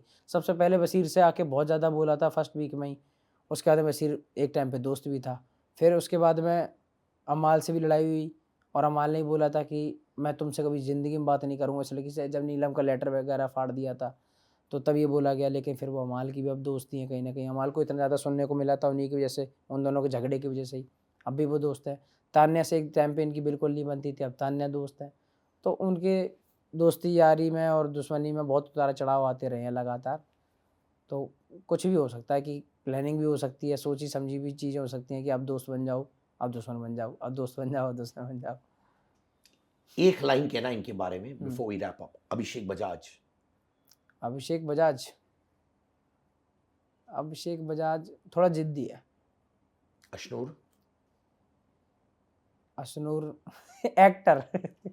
एक्टिंग करती है आपको लगता है घर में? हाँ, मैं तो उससे कहता, तो मैंने कहा यार तू एक्टिंग करती है क्या? मैंने कहा तू ऑल द टाइम कैसे एकदम मैंने कहा यार तू मुझे तो एक्टिंग जैसी लगती है कि तेरे बहुत एक्टिंग कर रही हो जैसे। मैंने उससे 2-3 बार बोला भी नहीं, पर उसका कहना ये था कि मैं बचपन से ही कर रही हूँ ना, तो वो मेरी आदत में आ गया है, तो इसलिए मुझे लगता रहता है ऐसा। मैंने कहा ठीक है यार, पर मुझे लगता था कि इसकी एक्टिंग चलती रहती है हर टाइम। हमारे प्यारे से आवेश भाई है। आवेश भाई बढ़िया लड़का, हम्म। बढ़िया लड़का, मेरा दोस्त है, ठीक अच्छा दोस्त। अच्छा मेरा दोस्त है, ठीक है। हाँ अच्छा है, नहीं वो लड़का भी ठीक है यार, शांत स्वभाव लड़के का, अच्छा है। नीलम। नीलम, नीलम भी यार बढ़िया लड़की है, मुझे तो ठीक लगी। उसने ऐसे रियल है वो लड़की, जितनी है, जितना वो उसने गेम प्ले अपना किया, जितने घर में रही, रियल रही। नेहल। नेहल खूब गेमर, मतलब अच्छा, उसे शातिर है, तेज है, होशियार है, गेम प्ले उसे बिल्कुल अच्छे समझ में आता है, बोलती बहुत अच्छे से है, लड़ जाती है हर बात पे। ठीक है, मतलब वो लड़की ओके है। ओके ठीक ओके है। है, ओके है, मतलब ओके ही है। बसीर। बशीर गुड गेमर, अच्छा था, सही चल रहा था, बाहर निकला हमें भी शौक लगा कि यार ये लड़का एकदम बाहर ऐसे अचानक क्यों हुआ, क्योंकि उसको हम सोच रहे थे कि ये और बजाज जिस तरीके से लड़ते रहते हैं आपस में या इनकी वो चलती रहती है, तो थोड़ा सा और आगे तक जाना चाहिए था उन्हें। जीशान, जीशान भाई मास्टरमाइंड बनने की बहुत ज़्यादा कोशिश करना पर दूसरे लोग पीछे पीछे ये कहते थे कि बोलते ही रहते हैं, सुनते नहीं है बिल्कुल भी। कभी जीशान भाई सुनते नहीं थे, उनके पास बैठो, हाँ बता, पूरी पूरी बात तुम अगर 2 बात सुन ली ना, उसके बाद में अपनी ही लास्ट पे बात खत्म करेंगे, वो दूसरे की नहीं सुनेंगे। कुनिका, कुनिका मैम मुझे तो देखो पसंद थी, उन्होंने मेरी बेशक कैप्टनसी में बहुत परेशानी करी और मुझसे कई बार कुछ बोला भी है, पर मुझे कुनिका मैम अच्छी लगती है। कुनिका मैम आज भी अच्छी लगती है। फरहाना, फरहाना मुझे पसंद नहीं है भाई, पर्सनली तो मुझे फरहाना बहुत अच्छी नहीं लगती। मैंने उससे कहा भी था कि बाहर आके मिलोगी, तुम्हारा कोई दूसरा रूप होगा और तुम अच्छी रहती होगी तो बढ़िया है, मैं पक्का दोस्ती रखूँगा, लेकिन अगर तुम सच में ही ऐसी हो तो भाई यार तुमसे तो दोस्ती रखना बड़ी मुश्किल की बात है। अमाल, अमाल समय समय का दोस्त है मेरा और समय समय पे एकदम पराया ऐसा रहा था अमाल के साथ, क्योंकि अमाल भाई का क्या है कि मैं हमेशा जैसे उन पे भरोसा करके बैठा हूँ कि यार अमाल भाई भाई है, और उन्हें किसी टास्क में नॉमिनेट करने का मौका मिले तो वो तुरंत जाके नॉमिनेट कर रहा है और बाद में आके कह रहे हैं अरे सॉरी यार कर दिया, तू तो छोटा भाई है यार, तू तो नहीं जाएगा। तो ऐसी चीज़ करते थे तो उन्हें तो ऐसा लगता था कि यार दोस्त है भी और फिर दोस्त नहीं भी, सिचुएशन के हिसाब से बदल जाते थे। तो मैं जानना चाहता हूँ तुम्हारा फंडा ऑन प्रणीत। प्रणीत बढ़िया लड़का, बढ़िया लड़का, वाकई में बढ़िया लड़का, लॉजिकल अगर उसे कहते हैं ना तो वो है भी लॉजिकल। वो बात जब घर में सीरियस मुद्दे पर उसने जब बात करी है ना तो वो ठीक ही बात करता था, बात को दबाने की भी कोशिश करता था कि ये बात ख़त्म हो जाए किसी तरीके से, बढ़ाता नहीं था, सुलझाता था, उलझाता नहीं था चीज़ों को। और ह्यूमर बहुत अच्छा है, अच्छी कॉमेडी करता था और बढ़िया स्टैंड अप जो अपना हर एक कोई दिन उसने वो बना रखा था, हमें तो पता नहीं उस दिन वो शायद फ्राइडे को नहीं था, किसी एक दिन वो स्टैंड अप करता था अपना पूरा घर पे ही, तो वो भी बड़ा अच्छा लगता था। अच्छा है वो लगा, जेन्युइन है भाई वो। शहबाज, शहबाज बढ़िया फनी और पगला, और जैसे गया था ना मेरा कंप्यूटर बन के, उतना ही अच्छा वो बाहर आके मेरा दोस्त बना भाई। अभी भी वो मेरा दोस्त है, उसने बाहर आके, वो भी बाहर आ गया ना तो उससे भी अच्छी बातें हो रही है और वो बढ़िया है भाई। मुझे मतलब मैंने नहीं सोचा था कि शहबाज मेरा इतना अच्छा कभी दोस्त बनेगा। जीके भाई से दोस्ती है अच्छी बात है, पर शहबाज से इतनी अच्छी दोस्ती होगी ये मैंने उम्मीद नहीं करी थी, पर वो है भाई।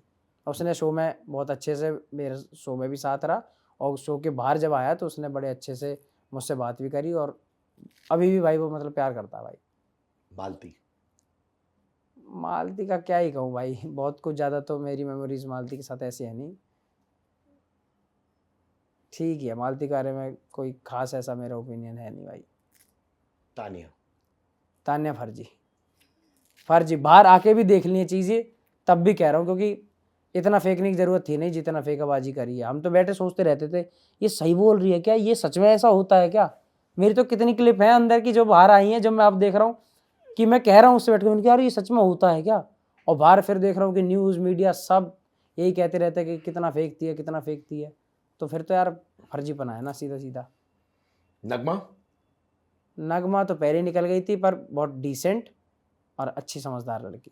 नीलम, नीलम तो बहन है ही मेरी भाई, मैं तो मिल के आया हूँ उससे अभी अभी मैंने देखा, बहुत प्यारा वीडियो था भाई। हाँ, अरे उसने खाना बनाया, कह रही आज तू 3 रोटी खा, तुझसे यहाँ कोई नहीं लड़ेगा थैंक यू मेरे भाई, बहुत अच्छा लगा। थैंक यू भाई जी। और मुझे यकीन है जितनी चीजें तुम Jan 1 को लिखोगे, अभी तो एक और Jan 1 आ रहा है हाँ 2026 का, ऐसे ही लिखते रहना, क्योंकि मुझे यकीन है जो चीज तुम लिखोगे वो जरूर पूरा होगा। जरूर मैं तुम्हें एक छोटा सा गिफ्ट देना चाहता हूँ। राइट पे देखो, ये परफ्यूम की बॉटल है, एक पिक करो जो तुम्हें ठीक लगे। ये हाँ, ये मैं बताता हूँ क्या, मेरी वाइफ नेहा ने हम्म, कवाई कॉस्मेटिक स्टार्ट किए, हम्म। परफ्यूम फॉर किड्स है ये अच्छा। वाटर बेस्ड है, नो अल्कोहल, तो मैं ये अपने- विटामिन ई है। हाँ तो मैं अपने बच्चों के लिए रख लूँ इसे अगर 4 प्लान करे तो चारों भी ले सकते हो, 4 फ्रेग्रेंसेस है भाई एक के लिए 4 ले जाओ व्हाई नॉट, व्हाई नॉट भाई। एक ये पिंक, लड़की हो गई तो पिंक अरे हाउ स्वीट। ठीक और है। तुम भी स्प्रे करके देखो ना भाई, हम्म। और बड़े भी यूज कर सकते हैं और यूज कर रहे हैं। बहुत बढ़िया भाई, गुड। चलो आपकी तरफ से एक गिफ्ट भी मिल गया, धन्यवाद भाई। और ये भी दे दो। बुजुर्ग ग्रोन अप्स यूज करें क्योंकि बहुत सेफ है ना, ताकि किसी के पास एलर्जी है सब यूज कर सकते हैं। मेरी वाइफ नेहा ने 5 साल रिसर्च किया इस पे, क्योंकि मेरी छोटी बेटी है ना अधीरा और साइशा, हाँ। उनका परफ्यूम लेके भाग जाती थी दूसरे रूम में। तो क्या बात उनके है लिए दोस्तों, सब- तो हमारी भाभी ने नया ब्रांड बनाया है, आप इस ब्रांड के परफ्यूम लगाओ अपने बच्चों के। कवाई का मतलब है क्यूट, अच्छा जो तुम हो। ठीक है, थैंक यू सो मच भाई। थैंक यू भाई, थैंक यू। Thank you. मुझे यकीन है कि तुम बहुत बहुत अच्छी चीजें करो। इतने छोटे उम्र में फंडे बड़े क्लियर है तेरे भाई, मैं बहुत इंप्रेस्ड हुआ और बहुत सीखा है तेरे से यार। थैंक यू भाई, जय श्री राम। मृदुल, जय श्री राम।